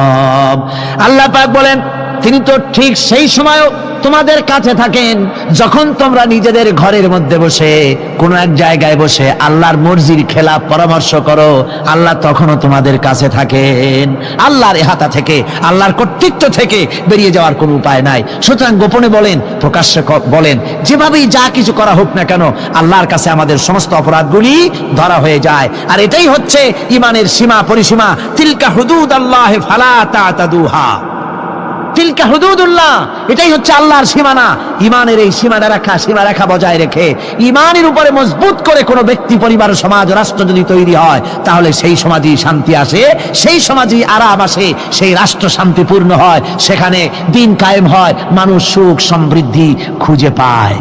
রাসূলের প্রতি কি ভালোবাসা দেখেছেন। হযরত উম্মে হাবিবা রাদিয়াল্লাহু তাআলা আনহা, আমাদের মা আবু সুফিয়ান রাদিয়াল্লাহু তাআলা আনহু, তার মেয়ে, তার কাছে আবু সুফিয়ান তখনও কাফের, সেই কুফরি হালতে মেয়ের ঘরে গিয়েছেন। যাওয়ার পরে হযরত উম্মে হাবিবা বাপ যখন বসতে গিয়েছেন, তখন উম্মে হাবিবা বলছেন যে, আব্বা একটু দাঁড়ান। এই অবস্থায় দাঁড়াতে বলে বিছানাটা উল্টায় দিয়া তারপরে বললেন যে বসেন। বাপ মনে খুব দুঃখ পেলেন। আবু সুফিয়ান বললেন, মা উম্মে হাবিবা, আমি তোমার পিতা, ভালো একটা বিছানা থাকলে তাই বিছায় দেওয়া উচিত ছিল, আর তুমি বিছানাটা উঠাইয়া তারপরে আমার খালি জায়গায় বসতে বললা, আমি তোমার ব্যবহারে আহত হলাম। হযরত উম্মে হাবিবা বলেন, আব্বা জান, নিশ্চয়ই আপনি আমার আব্বা, শ্রদ্ধেয় পিতা, কোনো সন্দেহ এতে নাই, কিন্তু আপনি একজন কাফের। আল্লাহর রাসূল যে বিছানায় বসেন, সেই বিছানা আমি একটা কাফেরকে বসতে দিতে পারি না। সুবহানাল্লাহ। গভীর রাত্রে হযরত ফাতিমা রাদিয়াল্লাহু তাআলা আনহা ইন্তেকাল করলেন। কিছু সংখ্যক সাহাবীদের কাছে খবর দিয়া অল্প সময়ের ভিতরে জানাজার ব্যবস্থা করা হলো। হযরত আবু যর গিফারী রাদিয়াল্লাহু তাআলা আনহু কবরের ভিতরে নেমে গেলেন। কবরের ভিতরে নেমে গিয়া হযরত আবু যর বলেন, রে কবর, তোর ভিতরে আজকে কাকে রাখবো, তুই কি তা জানিস নাকি? কোনো জবাব আসে না। হযরত আবু যর বলেন, কবর রে, তোর ভিতরে আজকে যাকে রাখবো তিনি হতেছেন হযরত ইমাম হাসান হোসেনের মা বেহেশতের সমস্ত জওয়ানদের সরদার হবেন যারা, সেই দুইজনের মা তোর ভিতরে রাখবো, খবরদার বেয়াদবি করবি না। কোনো জবাব না পেয়ে হযরত আবু যর বলেন, ওগো কবরের মাটি, তোর ভিতরে কাকে রাখবো কি জানিস? আসাদুল্লাহিল গালিব, দুনিয়ার সমস্ত কাফেরদের বিরুদ্ধে আল্লাহ রাব্বুল আলামিন যাকে বাঘ বানিয়ে পাঠালেন, সেই হযরতে আলী তার স্ত্রী রেখে যাব, খবরদার বেয়াদবি করবি না। কোনো জবাব আসে না। হযরত আবু যর বলেন, কবরের মাটি, তোর ভিতরে যাকে রাখবো তিনি হলেন খাতুনে জান্নাত, বেহেশতের সমস্ত মহিলাদের সরদারিনী হবেন যে ফাতেমা, তারে রেখে যাব তোর ভিতরে, খবরদার কোনো বেয়াদবি করবি না। আবার হযরত আবু যর বলেন, কবরের মাটি, তোর ভিতরে কারে রাখবো কি জানিস? তোর ভিতরে আজকে যাকে রেখে যেতেছি তিনি হলেন আখেরি জামানার পয়গম্বর বিশ্বনবী জনাবে মুহাম্মদ রাসূলুল্লাহ সাল্লাল্লাহু আলাইহি ওয়াসাল্লামের কলিজার টুকরা মা ফাতেমাকে তোর ভিতরে রাখবো, খবরদার কবরের মাটি বেয়াদবি করবি না। কিতাবে এসেছে হযরত আবু যরকে বাড়ি শুনতে পেলেন, আওয়াজ এলো, কি যেন বলতেছে, রে আবু যর, আমি ফাতেমাকে চিনি না, হাসান হোসেনের মাকে চিনি না, আলীর স্ত্রী চিনি না, রাসূলের মেয়ে মা ফাতেমাকে চিনি না। আমল যদি ভালো হয় আমার ভিতরে, আমল ভালো নিয়ে যে আসবে শান্তিতে থাকবে, আর আমল যদি খারাপ হয় আমার ভিতরে, তার অবস্থা চূড়ান্ত হয়ে যাবে। আমার ভাইরা, আমার বন্ধুগণ, আমলের উপরে ভিত্তি করে কিয়ামতের দিন নাজাত হবে। আমল যদি খারাপ হয়ে যায় কিয়ামতের দিন কেউ তাকে বাঁচাতে পারবে না। এই জন্য কিয়ামতের ময়দানে, হাসরের দিনে আল্লাহর হাবিব জনাবে মুহাম্মদ রাসূলুল্লাহ সাল্লাল্লাহু আলাইহি ওয়াসাল্লাম সিজদায় পড়ে কাঁদতে থাকবেন। আল্লাহ রাব্বুল আলামিন বলেন, হাবিব রে, আপনি কাঁদেন কেন? আজকে তো আপনার কাঁদার দিন না, আমি আপনাকে মাকামে মাহমুদ দান করেছি, আমি আপনাকে কাউসার দান করেছি, আপনার আজকে সম্মানের দিন, মর্যাদার দিন, কাঁদেন কেন? আল্লাহর হাবিব বলবেন, রব্বুল আলামিন মাকামে মাহমুদ পেয়েছি, কাউসার পেয়েছি, কান্দি এই জন্য আমি দেখতে পাচ্ছি আবার সামনে দিয়া ফেরেশতারা আমার উম্মতগুলি জাহান্নামের দিকে নিয়ে যায়। আল্লাহ রাব্বুল আলামিন বলবেন, ওগো আমার হাবিব, আমি আপনাকে ক্ষমতা দিলাম, আপনার জান্নাতি উম্মতগুলি আপনি বেছে নেন। আল্লাহর হাবিব তার জান্নাতের উম্মতগুলি বাঁচতে থাকবেন। হযরত আয়েশা বলেন, ইয়া রাসূলুল্লাহ, কিয়ামতের ময়দানে লক্ষ কোটি কোটি মানুষের ভিতরে আপনার জান্নাতি উম্মত আপনি চিনবেন কি করে? হুজুর বলেন, আয়েশা, কোন একটি ঘোড়ার কপাল যদি থাকে সাদা, এই সাদা কপালওয়ালা ঘোড়াটা যদি অসংখ্য ঘোড়ার ভিতরে যদি হারিয়ে যায়, তাহলে সাদা কপালওয়ালা ঘোড়ার মালিক তার ঘোড়াকে পাবে কিনা বলো? হযরত আয়েশা বলেন, হুজুর অনায়াসে পাবে। আল্লাহ রাব্বুল আলামিনের হাবিব বলেন, আয়েশা রে, কিয়ামতের ময়দানে আমার যেই উম্মতেরা নামাজি ছিল, দিনদার ছিল, পরেজগার ছিল, দুনিয়ার বুকে ঈমান নিয়ে যারা চলাফেরা করেছে, আমার দিন কায়েমের, আল্লাহর দ্বীনের জন্য যারা কাজ করেছে, ওদের চেহারা নূর চমকাতে থাকবে, ঈমানের নূর কিয়ামতের দিন চমকাতে থাকবে। সেই ঈমানের নূর দেখে দেখে আমি আমার জান্নাতি উম্মতগুলি আমি বেছে নেব। নবীজি বলেছেন, কন্যার পিতাদেরকে গালি দিও না। অনেকে টিটকারি করে, বারবার মেয়ে হয় ছেলে একটাও হয় না, সেই জন্য টিটকারি বটকারি করে। আল্লাহ নবী বলেছেন, মেয়ের পিতাকে গালি দিও না, ঠাট্টা করো না, যেহেতু আমি মুহাম্মদ রাসূলুল্লাহ সাল্লাল্লাহু আলাইহি ওয়াসাল্লাম, আমি মেয়েদের পিতা, আমি নিজে মেয়েদের পিতা। খাও না, মেয়েদের পিতাকে গালি দিও না। রাসূলুল্লাহ বলেছেন, আকাশের নিচে জমিনের উপরে খাদিজার মতো মহিলা আর নাই। সেই হযরতে খাদিজা রাসূলের 4টি মেয়ে পেটে ধারণ করেছিলেন। সুবহানাল্লাহ। মেয়ের প্রতি রাসূলুল্লাহ যথেষ্ট মহব্বত করতেন, মেয়েকে খুব ভালোবাসতেন হুজুর সাল্লাল্লাহু আলাইহি ওয়াসাল্লাম। হুজুরের কলিজার টুকরা ছিলেন মা ফাতিমা রাদিয়াল্লাহু তাআলা আনহা। হুজুর যখন কোথাও যেতেন, সকলের শেষে দেখা করতেন ফাতেমার সঙ্গে, আর বিদেশ থেকে সফর করে এসে সকলের আগে দেখা করতেন ফাতেমার সঙ্গে। সুবহানাল্লাহ। রাসূলুল্লাহ আরো বলেছেন, তোমরা যখন বাজারে যাবে বা ব্যবসা করতে যাবে বা বিদেশে যাবে, আসার সময় যে সব হাদিয়া নিয়ে আসো। আমরা যখন বাইরে যাই, বাজারে যাই, কিছু হাদিয়া আনি না, জামা কাপড় চকলেট ইত্যাদি আমরা আনে থাকি। রাসূলুল্লাহ বলেছেন, হাদিয়াগুলি তোমরা যারা বিদেশে যাও, বাজারে যাও, হাদিয়া আনবে, আর এনে ঘরের মধ্যে ঢুকে তা শুরু করবে মেয়েকে দিয়ে। প্রথমে দেবে মেয়েকে। সুবহানাল্লাহ। মেয়ের মর্যাদা ইসলামে সব চাইতে বেশি। কোন যুগে? যে যুগে মেয়ে হলে পরেই মাটির নিচে ঘিরে রাখতো, আছাড় মেরে মেরে ফেলে দিত। বেআইয়ি যামবিন কুতিলাত, কোন অপরাধে তাদেরকে হত্যা করা হবে। হলো আল্লাহ পাক কোরআনে কারীমের মধ্যে বলেছেন। তাদের অপরাধ আর কিছু না, তারা নারী, এই জন্য তাদেরকে মেরে ফেলা হতো। রাসূলুল্লাহ তাদের ইজ্জত দিলেন, সুবহানাল্লাহি ওয়া বিহামদিহি। রাসূলুল্লাহ সম্মান দিলেন, ইজ্জত দিলেন তাদেরকে। কন্যা হিসাবে নারীর এই মর্যাদা। ফাতেমাকে রাসূল এত ভালোবাসতেন, ইন্তেকালের সময় হযরত ফাতেমা কাঁদতে কাঁদতে বেহুশ হয়ে যাওয়ার উপক্রম হয়ে গেছে। রাসূলুল্লাহ হযরত ফাতেমাকে ইশারা দিলেন। হযরত ফাতেমা তার কান নিয়ে রাসূলুল্লাহর মুখের কাছে লাগাই দিলেন। আল্লাহ নবী কি যেন বললেন কানে কানে, হযরত ফাতেমার কান্না বন্ধ হয়ে গেল। হযরত আয়েশা বলেন, মা, রাসূলুল্লাহ তোমার কানে কানে কি বললো আর তোমার কান্না বন্ধ হয়ে গেল? হযরত ফাতেমা বলেন, ইয়া আম্মা জান, আমার আব্বা আমার কানে কানে বললো, মা ফাতেমা তুই কাঁদিস না, তোর কান্না আমার বরদাস্ত হয় না, তোমাকে কাঁদতে হবে না।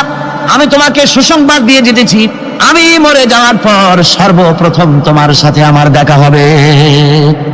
রাসূলুল্লাহর এই ভবিষ্যৎবাণী হযরত ফাতেমা বুঝতে পেরেছেন যে হুজুরের ইন্তেকালের পরে আমার বেশি দেরি হবে না, আমিও তাড়াতাড়ি হুজুরের সাথে শামিল হতে পারবো। হুজুরের ইন্তেকালের 6 মাস পরেই হযরত ফাতেমা রাদিয়াল্লাহু তাআলা আনহা ইন্তেকাল করেছেন। কন্যা হিসাবে নারীর মর্যাদা ইসলাম অনেক অনেক গুণে বাড়িয়ে দিয়েছে। এই কন্যা শিশু, কৈশোর, যৌবন পেরিয়ে যখন যৌবনে তার বিয়ে হয়ে যায়, আল্লাহ রাব্বুল আলামিন তখন বলেন, ওয়া মিন আয়াতিহি আন খালাকা লাকুম মিন আনফুসিকুম আজওয়াজান লিতাসকুনু ইলাইহা ওয়া জাআলা বাইনাকুম মাওয়াদ্দাতান ওয়া রাহমা। আল্লাহ পাক বলেন, আমার নিদর্শনের ভিতরে এটাও একটি নিদর্শন যে আমি তোমাদের থেকে তোমাদের জোড়া তৈরি করেছি, তোমাদের স্ত্রীদেরকে তৈরি করেছি, তোমাদের সাথে তোমাদের স্ত্রীর ভালোবাসা সৃষ্টি করেছি, মহব্বত সৃষ্টি করেছি। এই মহব্বত আমি আল্লাহ তৈরি করেছি। আর যখন বুড়ো হয়ে যায় মানুষ, স্বামী স্ত্রী যখন বুড়ার বুড়ি হয়, তখন আর ভালোবাসা থাকে না, তখন ওই ভালোবাসা সহৃদয়তার করুণায় আমি আল্লাহ পরিণত করে দেই। বুড়ার জন্য তখন বুড়ি ছাড়া আর উপায় নাই, বুড়িরও আর বুড়া ছাড়া উপায় নাই। তখন ভালোবাসা কোনো বিশেষ কোনো অক্ষণীয় ভালোবাসা নয়, তখন একের উপরে অন্য একদম নির্ভরশীল হয়ে পড়ে। আল্লাহ পাক বলেন, এই অবস্থা আমি আল্লাহ সৃষ্টি করে দেই। সুবহানাল্লাহি ওয়া বিহামদিহি। স্ত্রীকে রাসূলুল্লাহ কত ভালোবাসতেন। আল্লাহর নবী বলেছেন, আমার কাছে 3টা জিনিস প্রিয়, একটা হচ্ছে সুগন্ধি, একটা হচ্ছে নামাজ, আর একটা হচ্ছে স্ত্রী। সুবহানাল্লাহ, স্ত্রী আমার কাছে প্রিয়। হুজুর বলেছেন, তোমাদের মধ্যে সেই ব্যক্তি উত্তম যে ব্যক্তি তার স্ত্রীর কাছে উত্তম। আমি আমার স্ত্রীদের কাছে উত্তম ব্যক্তি। সুবহানাল্লাহ। রাসূলুল্লাহ স্ত্রীকে কত ভালোবাসতেন। বিশ্বনবী রাজনৈতিক কর্মকাণ্ড চালাচ্ছেন, যুদ্ধের দামামা বাজতেছে, চতুর্দিকে কত অশান্তি, সবকিছু চলছে, স্ত্রীর হক আদায় করতে ভুলে যাননি। রাতের বেলায় হযরত আয়েশার বয়স কম, তাকে নিয়ে রাসূলুল্লাহ একটু সুযোগ পেয়েছেন, বলছেন, আয়েশা সব তো ঘুমিয়ে, চলো আমরা একটু দৌড়াই। ওই যে দূরে একটা জিনিস দেখা যায়, দৌড় দাও, দেখি কি আগে যায়। দুজনে দৌড় প্রতিযোগিতা করলেন। দৌড় প্রতিযোগিতায় হযরত আয়েশা ফার্স্ট হলেন, হুজুর পিছনে পড়ে গেলেন। হযরত আয়েশা খুব আনন্দ করলেন যে আপনি কিন্তু আমার সাথে দৌড়ে পারলেন। পরবর্তী কিছু কাল যাওয়ার পর হযরত আয়েশা বলেন, হুজুর আজকে আবার বললেন যে চলো আয়েশা একটু দৌড়াই। হযরত আয়েশা বলছেন যে সেদিনের তুলনায় আমার শরীর একটু, আমি মুটিয়ে গেছি, শরীরটি স্থূল হয়েছে, আমি আজকে দৌড়ালাম কিন্তু পারলাম না, রাসূল আগে চলে গেলেন। আমি হাঁপাতে হাঁপাতে যখন হুজুরের কাছে চলে গেছি, হুজুর তখন মুস্কি হেসে আমাকে বললেন, আয়েশা ওই সেই দিনের জবাব আজকে দিয়ে দিলাম। সুবহানাল্লাহি বিহামদিহি, সুবহানাল্লাহি বিহামদিহি। বিশ্ব নবী কত বড় আদর্শ বিশ্ব মানবতার জন্য। তিনি বলেছেন, আরাফাতের ময়দানে রাসূলুল্লাহ বলেছেন, তোমরা যেমন পড়বে তোমার স্ত্রীদেরকে তেমন পড়াবে, তোমরা যেমন খাবে তোমার স্ত্রীদেরকে তেমন খাওয়াবে, স্ট্যান্ডার্ড মেনটেন করবে। তুমি ভালো দামের কাপড় পরবে, স্ত্রীকে খারাপ দিবে তা নয়। অধিকার দুজনেরই সমান, স্বামী এবং স্ত্রী সমান অধিকার। কিন্তু আমরা তা বুঝতে পারি না, বুঝতে চাই না। আমরা অনেকে মনে করেছি বিয়ে যখন করছি তখন আমি তো নওয়াবজাদা নসরুল্লাহ খান আর বউ তো কেনা দাসী। না, সে কিন্তু দাসী নয়, তার মর্যাদা আছে, তার সম্মান আছে, তার সম্মান আপনাকে দিতে হবে। রাসূলুল্লাহ দিয়েছেন, আপনাকেও দিতে হবে। রান্না বান্না হতে দেরি হয়, কত গালাগালি শুনতে হয় নারীকে। আল্লাহর নবীর স্ত্রী হযরত আয়েশা বলেছেন, আল্লাহর নবী কাজ করে, মানুষের সঙ্গে কথা বলে, রাষ্ট্রীয় দায়িত্ব পালন করে ঘরের ভিতরে এসে যখন দেখেছেন রান্না হতে দেরি আছে, রাসূলুল্লাহ বিরক্ত হন নাই, ভ্রু কুঞ্চিত করেন নাই, চোখ মোটা করেন নাই, আমাকে কোনো কথা শোনার নাই, বরং আমার কাছে বসে রান্নায় আমাকে সহযোগিতা করেছেন। সুবহানাল্লাহ বিহামদি। এই হলো আল্লাহর রাসূল, এই হলো বিশ্ব নবী। স্ত্রীর সঙ্গে কি মহব্বত! সুবহানাল্লাহ বিহামদি। হুজুর মহব্বত করতেন স্ত্রীদেরকে। রাসূলুল্লাহর ঘরে দৌলত ছিল না, কিন্তু মহব্বত দিয়ে ভরা ছিল ঘরটা। হুজুরের ঘরে ফ্রিজ নাই, এসি নাই, হুজুরের ঘরে কার্পেট নাই, হুজুরের ঘরের মধ্যে জাজির নাই, তোশক নাই, বড় বড় কম্বল নাই, আরামের কোনো জিনিস নাই, মডার্ন ইকুইপমেন্টস কিচ্ছু নাই, দৌলত নাই, কিন্তু মহব্বত দিয়ে ঘরটা ভরা। হযরত আয়েশা বলেছেন, যখন আমি পানি পান করে গ্লাস রেখে দিতাম, আল্লাহর নবী তখন গ্লাসের সেই জায়গায় ঠোঁট লাগাতেন যেখানে আমি ঠোঁট লাগাইয়া পানি পান করেছি। আমি গোশত চিবোতাম, রাসূলুল্লাহ আমার হাত থেকে গোশত টুকরা নিয়ে সেই জায়গায় চিবোতেন যেখানে আমি চিবোয়েছি। সুবহানাল্লাহ। আমার ভাইরা, রাসূল তার স্ত্রীদেরকে মহব্বত করতেন, স্ত্রীরা রাসূলকে মহব্বত করতেন দারুণ ভাবে। একবার হযরত আয়েশা সিদ্দিকা রাদিয়াল্লাহু তাআলা আনহা হুজুরকে গোসল করাতে ছিলেন, মাথার উপরে পানি ঢালতেছেন, হুজুর একটা চকির উপরে বা একটা তক্তার উপরে বসে আছেন। গোসলের পানির ভিতরে রাসূলুল্লাহ দেখতে পেলেন রক্তের মতো কি যেন প্রবাহিত হয়ে যাচ্ছে। হুজুর জিজ্ঞেস করেন, আয়েশা রে, পানির ভিতরে রক্তের মতো কি দেখা যায়? হযরত আয়েশা বলেন, হুজুর আপনি যখন বসেছিলেন অসতর্ক মুহূর্তে তক্তার নিচে আমার একটা আঙ্গুল পড়েছিল, পায়ের আঙ্গুলটা ফেটে বোধহয় রক্ত বেরোতেছে। রাসূলুল্লাহ তাড়াতাড়ি করে উঠলেন আর ওই আঙ্গুলকে ব্যান্ডেজ করে দিলেন। রাসূলুল্লাহ বললেন, আয়েশা রে, আঙ্গুল ফেটে গেছে, একটু আহাহু পর্যন্ত করলে না, এতক্ষণ তুমি কষ্ট করলে কেন? হযরত আয়েশা বলেন, ইয়া রাসূলুল্লাহ, ওটা তো একটা পায়ের আঙ্গুল। আয়েশার কলিজাটা ফেটে যদি রক্ত বেরোতো, রাসূলুল্লাহকে উঠতে বলতে আমি পারতাম না। কি মহব্বত রাসূলের সাথে! হযরত আয়েশা বলেন, রাসূল সাল্লাল্লাহু আলাইহি ওয়াসাল্লাম স্ত্রীদেরকে এত ভালোবাসতেন, আমাদের ঘরে গোশত টোস্ত তেমন রান্না বান্না খুব কম হতো। গোশত রান্না হবে কি, মাসের পর মাস চলে গেছে রাসূলের বাড়িতে, হুজুর স্ত্রীরা বলেছেন আমাদের ঘরে চুলে আগুন জ্বলে নাই, একটু শুকনা রুটি, একটু শুকনা খেজুর আর একটু পানি খেয়ে আমাদের জীবন চলেছে, এরকমের অবস্থা হয়েছে। তারপরে এই অবস্থা চলেছে, এর মধ্যে যদি কখনো একটু গোশত আসছে, হুজুর যখন ছাগল ইত্যাদি ছাগল দুম্বা জবাও করেছেন, এই দুম্বার গোশত নিয়ে, ছাগলের গোশত নিয়ে রাসূলুল্লাহ নিজে বেরোতেন। হযরত খাদিজার বান্ধবী কোথায় আছে খুঁজে ওই বান্ধবীর কাছে গোশত পৌঁছে দিয়ে আসতে। হযরত আয়েশা বলেন, একদিন আমার ঘুম ভেঙে গেল, দেখি হুজুর আমার কাছে নাই, গেলেন কোথায়? খুঁজতে খুঁজতে যায় দেখি মসজিদে নববীর ভিতরে হুজুর হাত তুলে বসে আছেন, মোনাজাত করতেছেন। আমি পেছনে গিয়ে হাত তুললাম, আমি শুনতে পাচ্ছি নবীজি দোয়া করছেন, রব্বুল আলামিন কিয়ামতের ময়দানে যেদিন সন্তান তার পিতাকে ভুলে যাবে, মা তার সন্তানকে হারায় ফেলবে, ওই কঠিন হাসরের ময়দানে আমি যেন আমার খাদিজাকে হারাইয়া না যাই। মুনাজাতের শেষে হযরত আয়েশা বলেন, ইয়া রাসূলুল্লাহ, খাদিজার কথা আপনার এত কেন বারবার মনে পড়ে? একটা বুড়িরে বিয়ে করেছিলেন 25 বছর বয়সের সময়, 40 বছর বুড়ি, তার কথা কেন এত মহব্বত আপনার মনে পড়ে? তার থেকে যুবতী মেয়ে, সুন্দরী মেয়েকে আপনার স্ত্রী হিসেবে আপনি পান নাই? হুজুর বলেন, আয়েশা রে, খাদিজা সম্পর্কে এমন কথা তুমি আর বলো না, তোমরা সবাই আমার সুখের দিনের স্ত্রী, আর খাদিজা আমার এমন সময় স্ত্রী ছিল যখন মক্কায় আমার আশ্রয় ছিল না, তামাম মক্কা নগরীতে আমার আশ্রয় ছিল না। খাদিজার সঞ্চিত সমস্ত ধনরাশি ইসলাম কবুল করার পর দুহাতে খাদিজা বিতরণ করে দিয়েছে। হযরত আয়েশা বলেন, হুজুর আমার গোস্তাকি মাফ করে দেন, আমি আর এরকম বলবো না, তবে খাদিজা সম্পর্কে আমার কিছু একটু শোনান। হুজুর বলেন, আয়েশা রে শোনো, গভীর রাত যত রাত হোক না কেন, ইসলামের দাওয়াত দিয়ে দিয়ে গভীর রাত্রে আমি যখন বাসায় ফিরেছি, ঘরে এসেছি, দরজায় একটা মাত্র ডাক দিয়েছি, খাদিজা, অমনি দরজা খুলে গেছে।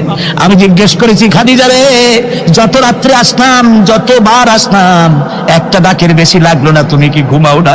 হযরতে খাদিজা বলেছেন, ইয়া রাসূলুল্লাহ, আমার মনের ভিতরে ভয় থাকে, আল্লাহ রাসূল দিনের খেদমতে বাইরে আছেন, আমি যদি আরামে বিছানায় ঘুমায় থাকি আর নবীজি দরজার কাছে দাঁড়ায় আমারে ডাকাডাকি করবেন, উঠতে যদি দেরি হয়ে যায় নবীজির সঙ্গে বেয়াদবি হয়ে যাবে, এই মনে করে আপনি না আসা পর্যন্ত দরজার সাথে পিঠ লাগাই আমি দাঁড়াইয়া দাঁড়াইয়া ঘুমাই। আমার ভাইরা, হযরতে খাদিজার ইজ্জত স্বয়ং আল্লাহ দিয়েছেন। কে দিয়েছেন? হাদিস শরীফে এসেছে, রাসূলুল্লাহ জাবালে নূরে বসা, গারে হেরার ভিতরে বসা, হযরতে জিবরাইল রাসূলুল্লাহর সঙ্গে কথা বলতেছেন। একটু পরে হযরতে জিবরাইল বলেন, ইয়া রাসূলুল্লাহ, আমি আর এখানে বসবো না, আমি এখন চলছি। আমি দেখতে পাচ্ছি খাদিজা আসতেছে আপনার জন্য খাবার নিয়ে। খাদিজা যখন আপনার কাছে পৌঁছে যাবে, আপনি খাদিজাকে শোনায় দিবেন আল্লাহ রাব্বুল আলামিন খাদিজাকে সালাম জানাইছে। সুবহানাল্লাহ। রাসূলুল্লাহর কাছে হযরতে খাদিজা যখন আসলেন, হুজুর বললেন, খাদিজা আজকে তোমার জন্য দারুণ সুখবর। বলে কি? বলে আল্লাহ পাক জিবরাইল কেমন উঠে গেল আমার কাছ থেকে। জিবরাইল বলে গেল আল্লাহ তোমাকে সালাম বলেছেন। হযরত খাদিজা কেঁদে ফেললেন, বললেন ইয়া রাসূলুল্লাহ, আমার নারী জন্ম সার্থক, আল্লাহ আমাকে সালাম বলেছে, এর জবাব কেমনে দিতে হয় হুজুর আমি তো জানি না, আপনি আমার পক্ষ থেকে আল্লাহর সালাম কিভাবে দেওয়া লাগে আপনি দিয়ে দিন, আমি তো বুঝি না কেমনে আল্লাহর সালামের জবাব দেব। হুজুর বললেন, খাদিজা শুধু আল্লাহ নয়, জিবরাইলও তোমাকে সালাম বলে গেছে। হযরতে খাদিজা বললেন, হযরত জিবরাইলকে আমার সালামের জবাবটা ওয়া আলাইকুমুস সালাম বলেন। হযরত খাদিজার এই মর্যাদা ছিল। আমার ভাইরা, রাসূল পাক সাল্লাল্লাহু আলাইহি ওয়াসাল্লাম এভাবে মহব্বত করেছেন স্ত্রীদেরকে। সুতরাং স্বামী স্ত্রীর মহব্বত আল্লাহ জান্নাতি নিয়ামত। কিসের নিয়ামত? যে ঘরের মধ্যে স্বামী স্ত্রীর মধ্যে মিল মহব্বত আছে এটা বেহেশতের মতো, আর যেখানে মিল মহব্বত নাই এটা জাহান্নামের মতো। ঠিক কি? সুতরাং মহব্বত করুন, বেশি বেশি স্যাক্রিফাইস করুন, বেশি বেশি স্যাক্রিফাইস করুন। নারীদের ব্যাপারে বলা হয়েছে, পুরুষকে বলা হয়েছে অধিকার আদায় করো, সব ব্যাপারে সমান অধিকার। কিন্তু নারীকে একটা ব্যাপারে বলা হয়েছে, নারী শোনো, পুরুষের মর্যাদা তোমার চাইতে আল্লাহ রাব্বুল আলামিন বেশি দিয়েছেন। আর রিজালু কাওয়ামুনা আলান নিসা, নারীদের উপরে পুরুষের প্রাধান্য আল্লাহ পাক দান করেছেন। একদিন একজন সাহাবী বলেছেন, ইয়া রাসূলুল্লাহ, জংলি উট দেখলাম আপনার পায়ের উপরে সিজদায় পড়ে গেল, আপনি যদি আমাদেরকে অনুমতি দিতেন না আপনাকে আমরা সিজদা করতাম। আল্লাহ নবী বললেন, মানুষ মানুষকে সিজদা করা এ পারমিশন যদি আমি দিতাম তাহলে দুনিয়ার সমস্ত স্ত্রীদেরকে বলতাম তারা যেন তাদের স্বামীকে সিজদা দেয়। স্বামীর মর্যাদা এখানে বেশি। সুতরাং অধিকার সমান, কোনো সন্দেহ নাই, কিন্তু স্বামীর একটা আলাদা মর্যাদা আছে, সেই সম্মানও তাকে দিতে হবে। এরপরে এই সমান অধিকারের ভিত্তিতে স্বামী স্ত্রী চলতে থাকে, মাঝখানে আল্লাহ পাক তাদেরকে সন্তান দান করে। আল্লাহ তাদেরকে, নারীকে লেখাপড়ার অধিকার দিয়েছেন, ইসলাম তাকে লেখাপড়ার অধিকার দিয়েছে, শিক্ষার অধিকার দিয়েছে। হযরত আয়েশা সিদ্দিকা রাদিয়াল্লাহু তাআলা আনহা শিক্ষয়িত্রী ছিলেন, হাফেজা ছিলেন, হাদিসের হাফেজা ছিলেন, কোরআনের হাফেজা ছিলেন, হাজার হাজার সাহাবায়ে কেরামদের তিনি ওস্তাদ ছিলেন। সুবহানাল্লাহ বলেন। নারীদের ব্যাপারে অধিকাংশ মাসালা হযরত আয়েশা সিদ্দিকা রাদিয়াল্লাহু তাআলা আনহার অবদান। সুবহানাল্লাহ। নারী যুদ্ধ করেছে, যুদ্ধের ময়দানে নারীর অধিকার আছে। নারী চাকরি করতে পারবে, নারী ব্যবসা করতে পারবে, নারী লেখাপড়া করতে পারবে, নারী সেনাবাহিনীতে যেতে পারবে, নারী সব করতে পারবে, কিন্তু পর্দার মাধ্যমে। একটা লোক গিয়ে কাঁদতেছিল মুসলমান হওয়ার পরও। হুজুর কয় কান্দো কেন? কই যে আমার গুনাহ কি মাফ হয়েছে? হুজুর বলেন হ্যাঁ মাফ হয়ে গেছে, কলেমা পড়ছে মাফ হয়ে গেছে। কয় যে হুজুর আমি তো মারাত্মক গুনাহ করছি। বলে কি? বলে আমার একটা মেয়ে, সেই মেয়েটাকে নিয়ে আমি, ঘটনা লম্বা আমি সংক্ষেপে বলতেছি, মেয়েটাকে ফাঁকি দিয়া তাহলে আমি মারবো, বুঝতে দেই নাই আমার বউরে, বললাম চলো বেড়াইতে যাই। মেয়েটা আমার সাথে সাজাই দিয়েছে, তার মা বেড়াতে নিয়ে যাবো এই কথা মনে করে। মেয়েটা কদ্দূর যায়, আবার আব্বা আব্বা বলে আমার দিকে ফিরে আসে, আবার পিছনে থাকে, আবার আব্বা আব্বা বলে জড়ায় ধরে। এইভাবে করতে করতে যখন নির্জন এলাকায় গেলাম, আমি পাহাড়ের পাশে গর্ত খোঁড়া আরম্ভ করলাম। গর্ত খুঁজি আর মাটি ছিটে এসে আমার দাড়িতে লাগে। বাচ্চা মেয়েটা আমার কাছে এসে দাড়ি দিয়ে ধুল ঝাড়ায় দেয়, কয় আব্বা তোমার দাড়িতে ধুল লাগতেছে, তুমি এই কষ্ট করতেছো কেন? মেয়ে তো বোঝে না যে আমি তার জন্য কবর খুঁজতেছি। কবরটা খোঁড়া হয়ে যাওয়ার পর মেয়েটারে বান্ধা শুরু করলাম। মেয়ে এখন কাঁদতেছে, বাবা আমার বান্ধব কেন? আমি তারে বাঁধা জোরে ওর মধ্যে নিক্ষেপ করে দিলাম। মেয়েটা গর্তের মধ্যে বসে চিৎকার করে বলছে, আব্বা তুমি আমারে বাঁচতে দাও, আমি তোমার বাপ বলে সমাজে হ্যাঁ করবো না, আমি ভিক্ষা করে খাবো, আমার পেরো না। লোকটি বলছি, ইয়া রাসূলুল্লাহ, আমার মনে দরদ আসলো না। আমি একটা পাথর উঁচু করে আমার মেয়ের বুক লক্ষ্য করে জোরে মেরে দিলাম। বুকটা ফেটে রক্ত ফিনকি দিয়ে উঠলো, আর মেয়ের বুক থেকে আওয়াজ বেরোলো, আব্বা। আমার কানে যেন এখনো সেই আওয়াজ বাজে। হাদিস শরীফে এসেছে, হুজুরের চোখের পানি দাড়ি ভিজে ভিজে জামার উপরে পড়তেছিল। হুজুর বললেন, আরে মানুষও পারে এইরকম কাম করতে।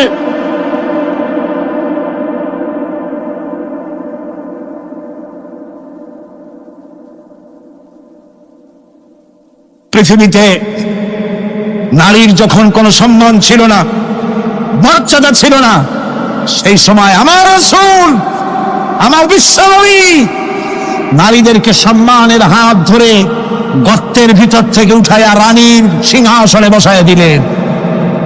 সুবহানাল্লাহ, মায়ের মর্যাদা দিয়ে দিলেন। সুবহানাল্লাহ, নারীরা আমাদের মায়ের জাত, নারীরা আমার কি এর জাত? মায়ের জাত। আমার মা বোনেরা, তোমাদের সম্মান কত তোমরা জানো না। আমরা পুরুষ, আমাদের পায়ের তলে জুতা, আর তোমরা আমাদের মায়ের জাত, তোমরা নারী, তোমাদের পায়ের তলে আল্লাহর জান্নাত, আল্লাহর ব্যস্ততা তোমাদের পায়ের তলে। এই সম্মান আল্লাহ তোমাদের দিয়েছে, নবী দিয়েছেন। সুবহানাল্লাহ কর ভাইরা আমার, অধিকার ইসলাম দিয়েছে। বিবাহ যখন হয়, এই বিবাহের সময় এজেন্ট আনতে হয়। আর বিবাহ হচ্ছে বিবাহ বৈঠক, এজেন্ট আনার জন্য ওই যে কি জানি কয় ম্যারেজ রেজিস্ট্রার বা মূল বিষয়ে কার অনুমতি আগে নেয়? বলেন কার অনুমতি? তাহলে অধিকার ইসলাম পুরুষে দিল না মেয়ে লোকে দিল? আজ মেয়ে লোকের কাছে যাও, মেয়েটাকে জিজ্ঞেস করো সেই বিবাহে রাজি আছে কিনা। সুবহানাল্লাহ পড়ে, এই বিবাহে রাজি আছে কিনা জিজ্ঞেস করে, তার অধিকারই বেশি। এরপরে এই বিবাহে করার ব্যাপারে কত বৈষম্য। আজ বিবাহ করতে গেলে যৌতুকের প্রথা এসেছে। রাসূলুল্লাহ যৌতুক দিয়েছিলেন, ওটা যৌতুক না, ওটা উপহার, ওটা হাদিয়া। রাসূলুল্লাহ তোহফা দিয়েছিলেন হুজুরের জামাই। সুবহানাল্লাহ, কি জামাই! এক জামাই তো জিন্নুর আইন, যাকে ফেরেশতারা পর্যন্ত লজ্জা করতো যারা দেখে, হযরত ওসমান রাদিয়াল্লাহু তাআলা আনহু। আরেকজন হযরত আলী কাররামাল্লাহু ওয়াজহাহু। হযরত আলী, যার সম্পর্কে রাসূল পাক সাল্লাল্লাহু আলাইহি ওয়াসাল্লাম যাকে কত সম্মান দিয়েছেন, কত মর্যাদা দিয়েছেন, এই হলো হযরত আলী, হুজুরের জামাই। আনা মাদিনাতুল ইলম ওয়া আলিউম বাবুহা, আমি হলাম জ্ঞানের রাজ্য, আর আলী হলো সেই রাজ্যে প্রবেশের দরজা। সুবহানাল্লাহ ভাইরা, এই হলো জামাই। আর মেয়ে ফাতিমা জান্নাত বিনতে রাসূল, বেহেশতের সমস্ত রমণীদের সরদারিনী মা ফাতিমাতুজ জাহরা রাদিয়াল্লাহু তাআলা আনহা। কি উপহার দিলেন বিয়েতে রাসূল! এই মেয়ে আর এই জামাই, উপহার হলো খেজুরের ছোবড়ার একটা তোশক, পানি উঠাবার জন্য একটা মশক, আর আতা পেশা একটা জাথা। এই হলো নবীর মেয়ে আর জামাইয়ের জন্য উপহার। রাসূলের প্রতি কি ভালোবাসা দেখেছেন! হযরত উম্মে হাবিবা রাদিয়াল্লাহু তাআলা আনহা, আমাদের মা আবু সুফিয়ান রাদিয়াল্লাহু তাআলা আনহু, তার মেয়ে। তার কাছে আবু সুফিয়ান তখনও কাফের, সেই কুফরি হালতে মেয়ের ঘরে গিয়েছেন। যাওয়ার পরে হযরত উম্মে হাবিবা দাঁত যখন কষতে গিয়েছেন, তখন উম্মে হাবিবা বলছেন যে আব্বা একটু দাঁড়ান। এই অবস্থায় দাঁড়াতে বলে বিছানাটা উল্টায়া দিয়া তারপরে বললেন যে বসেন।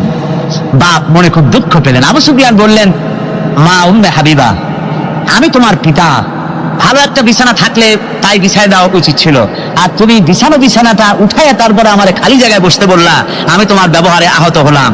হযরত উম্মে হাবিবা বলেন, আব্বা জান, নিশ্চয়ই আপনি আমার আব্বা, শ্রদ্ধেয় পিতা, কোনো সন্দেহ এতে নাই, কিন্তু আপনি একজন কাফের।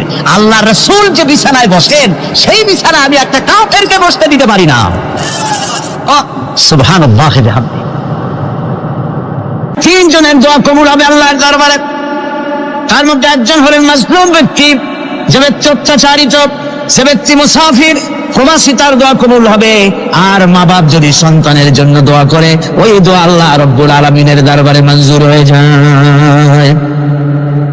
আল্লাহ রাব্বুল আলামিন মা বাপ সম্পর্কে বলেন, মা বাবের জন্য আমার কাছে দোয়া করবি বান্দারা, আমার কাছে দোয়া করবি। দোয়াটা আল্লাহ পাক শেখাচ্ছেন, রব্বিরহামহুমা কামা রাব্বায়ানি সাগীরা।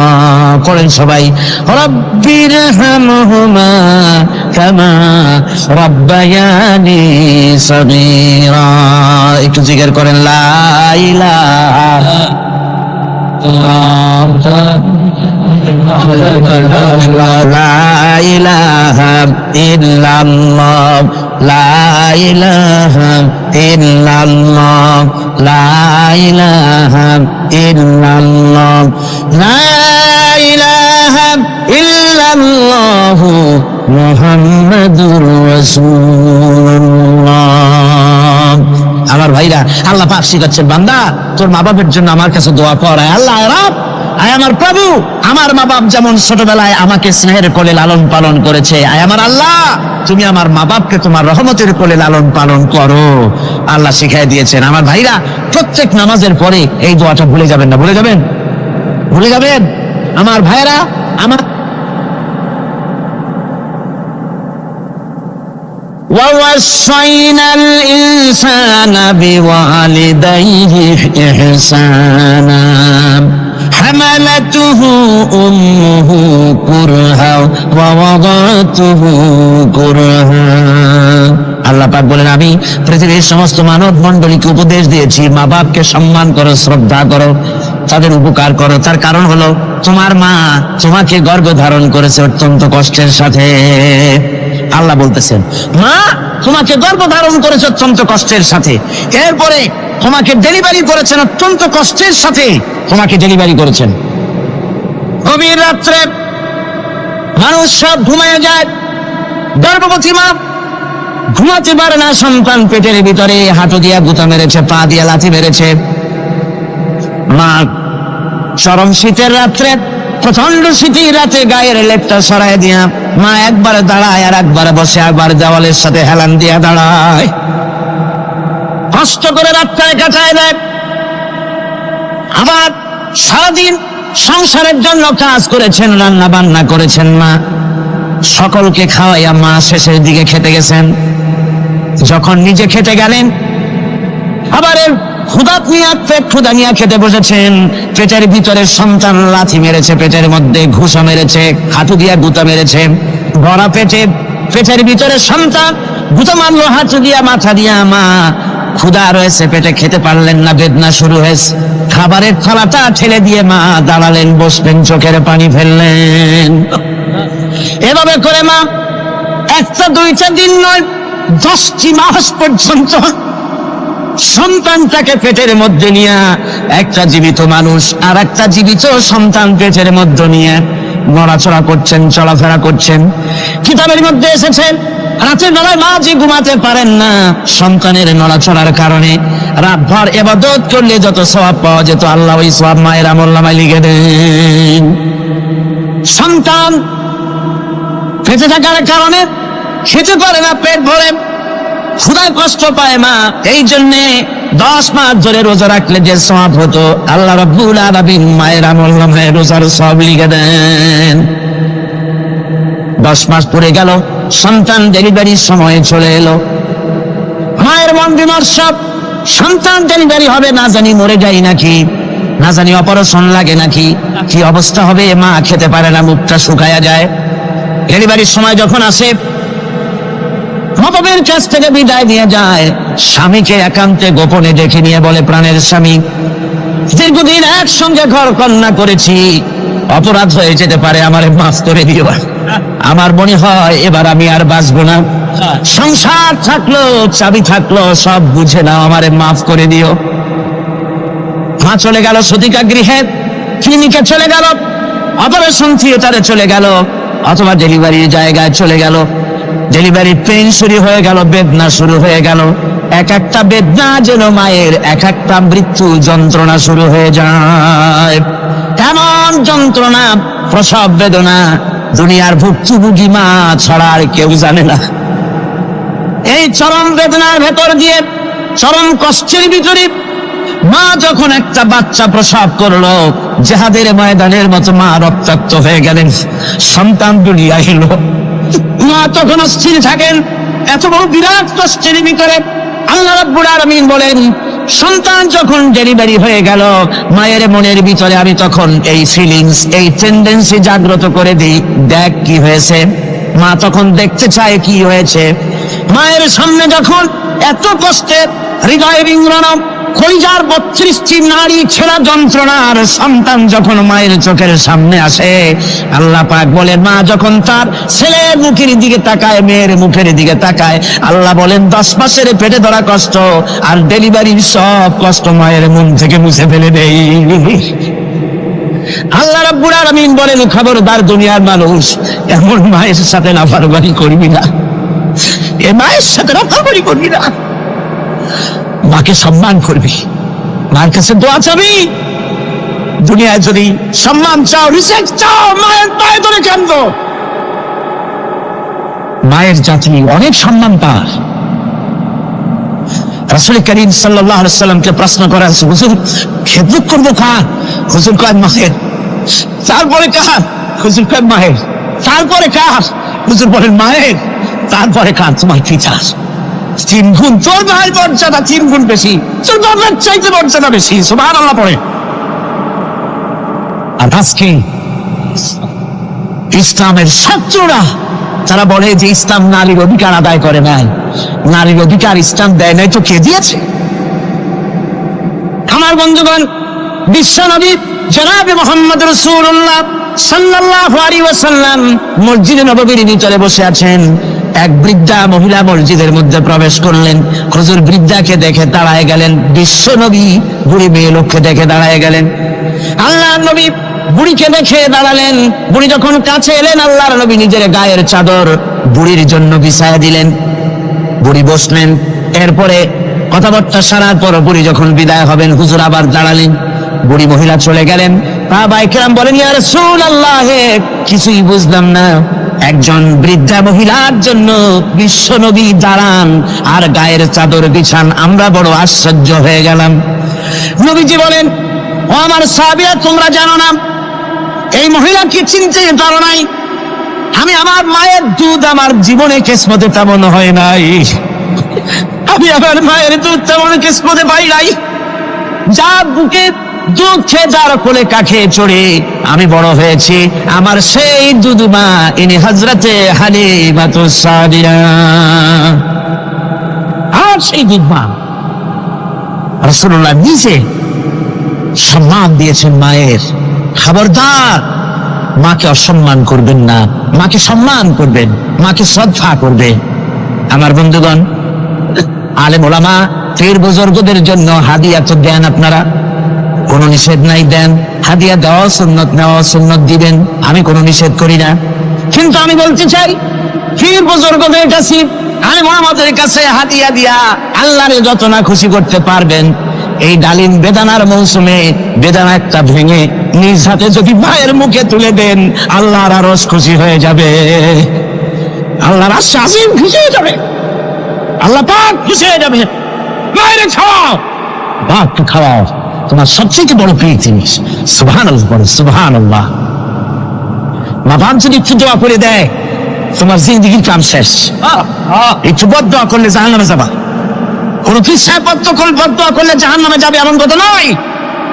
কোন মহিলা বদদোয়া করলে দুজনে যাবে এমন কথা নয়। রাসূল বলেছেন, হুমা জান্নাতুকা ওয়া নারুকা। মা বাপ তোমার বেহেশত, মা বাপ তোমার জাহান্নাম। মা বাপ যদি অসন্তুষ্ট হয়, দুজনে যাবি, আর মা বাপ যদি খুশি, আল্লাহর জান্নাতে চলে যাবি। সুবহানাল্লাহ, সুবহানাল্লাহ, সুবহানাল্লাহ। মায়ের পায়ের তলে তোর বেহেশত। আমরা পুরুষ, আমাদের গত বছরও বলেছি, আমরা পুরুষ, আমাদের পায়ের তলে জুতা। আমাদের পায়ের তলে কি? শুধু জুতা। আর আমার মা, আমার মায়ের জাতি যারা এই প্যান্ডেলে বসে আছেন, আমার মায়েরা, বোনেরা, মায়ের জাতি যারা পৃথিবীতে, মায়ের জাতি পায়ের তলে আল্লাহর বেহেশত। সুবহান। নারীর মর্যাদা ইসলাম দেয় নাই, কে দিয়েছে? আল্লাহ দিয়েছেন, আল্লাহর রাসূল দিয়েছেন। আর আমার মা, আমার মায়ের জাতি যারা এই প্যান্ডেলে বসে আছেন, আমার মায়েরা, বোনেরা, মায়ের জাতি যারা পৃথিবীতে, মায়ের জাতি পায়ের তলে আল্লাহর বেহেশত। সুবহান। নারীর মর্যাদা ইসলাম দেয় নাই, কে দিয়েছে? আল্লাহ দিয়েছেন, আল্লাহর রাসূল দিয়েছেন। আমার বন্ধুগণ, হযরত বায়জিদ বুস্তামি, ছোট্ট বাচ্চা ছেলে, গভীর রাত্রে মা অসুস্থ, পানির পিপাসায় জেগে উঠেছেন। বাবারে, পিপাসায় শেষ হয়ে গেলাম, পানি দাও। ছেলে ঘরের ভিতরে পানি না পেয়ে বাইরে দৌড়াদৌড়ি করলেন। অনেক দূর থেকে পানি নিয়ে এসে দেখেন মা ঘুমায় গেছেন। পানি নিয়ে দাঁড়ানো পৌষ মাস, মাঘ মাসের শীতের রাত, ফজরের সময় মায়ের ঘুম ভেঙে গেল। তাকিয়ে দেখেন বাইজিদ দাঁড়ানো, হাতে পানি ছটফট করে কাঁপছে। জিজ্ঞাসা করে, বাইজিদ তুমি দাঁড়ানো কেন? ছোট্ট বাচ্চা বলে, মা পানি চেয়েছিলে তুমি গভীর রাত্রে, পানি ঘরে ছিল না, অনেক দূর থেকে আনতে হয়েছে। মা বলছে, ঘুমাও নাই কেন গ্লাস ছুঁয়া? বাচ্চা বলে, ঘুমাই নাই, তুমি যদি আবার পানি চাও সময় মতো যদি দিতে না পারে মা তোমার কষ্ট হবে, এই জন্য ফজর পর্যন্ত আমি দাঁড়ায় আছি, কখন তুমি পানি চাও। মা হাতের থেকে পানি নিয়ে পান করলেন, বাইজিদকে বিছানার উপরে আরাম করে কম্বল দিয়ে ঘুম পড়াইয়া দিলেন। হযরত বাইজিদের মা উযু করে ফজরের নামাজ পড়ে সিজদায় চলে গেলেন। চিৎকার করে কেঁদে বলেন, আমার রব, আমার আল্লাহ, আমি আমার বাইজিদের মা, আমি মা হয়ে বাইজিদের জন্য দোয়া করি। বাইজিদ আমার জন্য আজকে যা করেছে, আমি মা, আমার কলিজা ঠান্ডা হয়ে গেছে। হায় আল্লাহ, আমি বাইজিদের জন্য দোয়া করি, তুমি তাকে সুলতানুল আরিফিন বানাইয়া দিও। মঞ্জুর হয়ে গেল আল্লাহ পাকের কাছে দোয়া। আমার ভাইরা, আল্লাহ পাক বলছেন, খবরদার আমার ইবাদতের পরে মা বাপ, আল্লাহর ইবাদতের পরে কারা? মা বাপ। মা বাপকে সম্মান করো, শ্রদ্ধা করো, মহব্বত করো, কিসমত খুলে যাবে, কিসমত খুলে যাবে। মা বাপকে সম্মান করো। হযরত আবু হুরায়রা রাদিয়াল্লাহু তাআলা আনহু রাসূলের সামনে এসে কাঁদতেছেন। হুজুর বলছেন, আবু হুরায়রা কাঁদো কেন? কাঁদো কেন? রাতের বেলা কাঁদো। হযরত আবু হুরায়রা বলছেন, হুজুর আমাকে মা মেরেছেন। হুজুর বলছেন, মা মারলো কেন? কোন অপরাধ করেছো? কোন গোস্তাখি করেছো? আবু হুরায়রা বলছেন, না হুজুর, কোন গোস্তাখি করি নাই, তবে মারলো কেন? হযরত আবু হুরায়রা বলছেন, হুজুর আমি আপনার দরবার থেকে ফিরতে রাত হয়ে গিয়েছিল। মা জিজ্ঞেস করলেন, আবু হুরায়রা এত রাত্রে কোথায় ছিল? বললাম, আমি ছিলাম যে কদম চুমতে পারলে দুনিয়া ধন্য হয়, সেই দরবারে নববীর কদম মোবারক থেকে আসতে আমার দেরি হয়েছে। আমার মা মুশরিকা, আপনার নাম শুনে তার গায়ে আগুন জ্বলে উঠলো, আমাকে ধরে মারা আরম্ভ করলো, বললো হয় আমার বাড়ি ছাড়বি আর না হয় মুহাম্মদ সাল্লাল্লাহু আলাইহি ওয়াসাল্লামের দরবার ছাড়বি। আমি বললাম, আমার মা, তুমি বুড়ি মানুষ, তোমার গায়ে যত শক্তি আছে সমস্ত শক্তি দিয়ে আমারে পিটাও, আমারে মারো, মারতে মারতে আমাকে বাড়ি থেকে তুমি বের করে দাও, তোমার বাড়ি শুদ্ধ তামাম দুনিয়া ছেড়ে দিতে পারি, আল্লাহর নবীর কদম মোবারক ছেড়ে দিতে পারি না।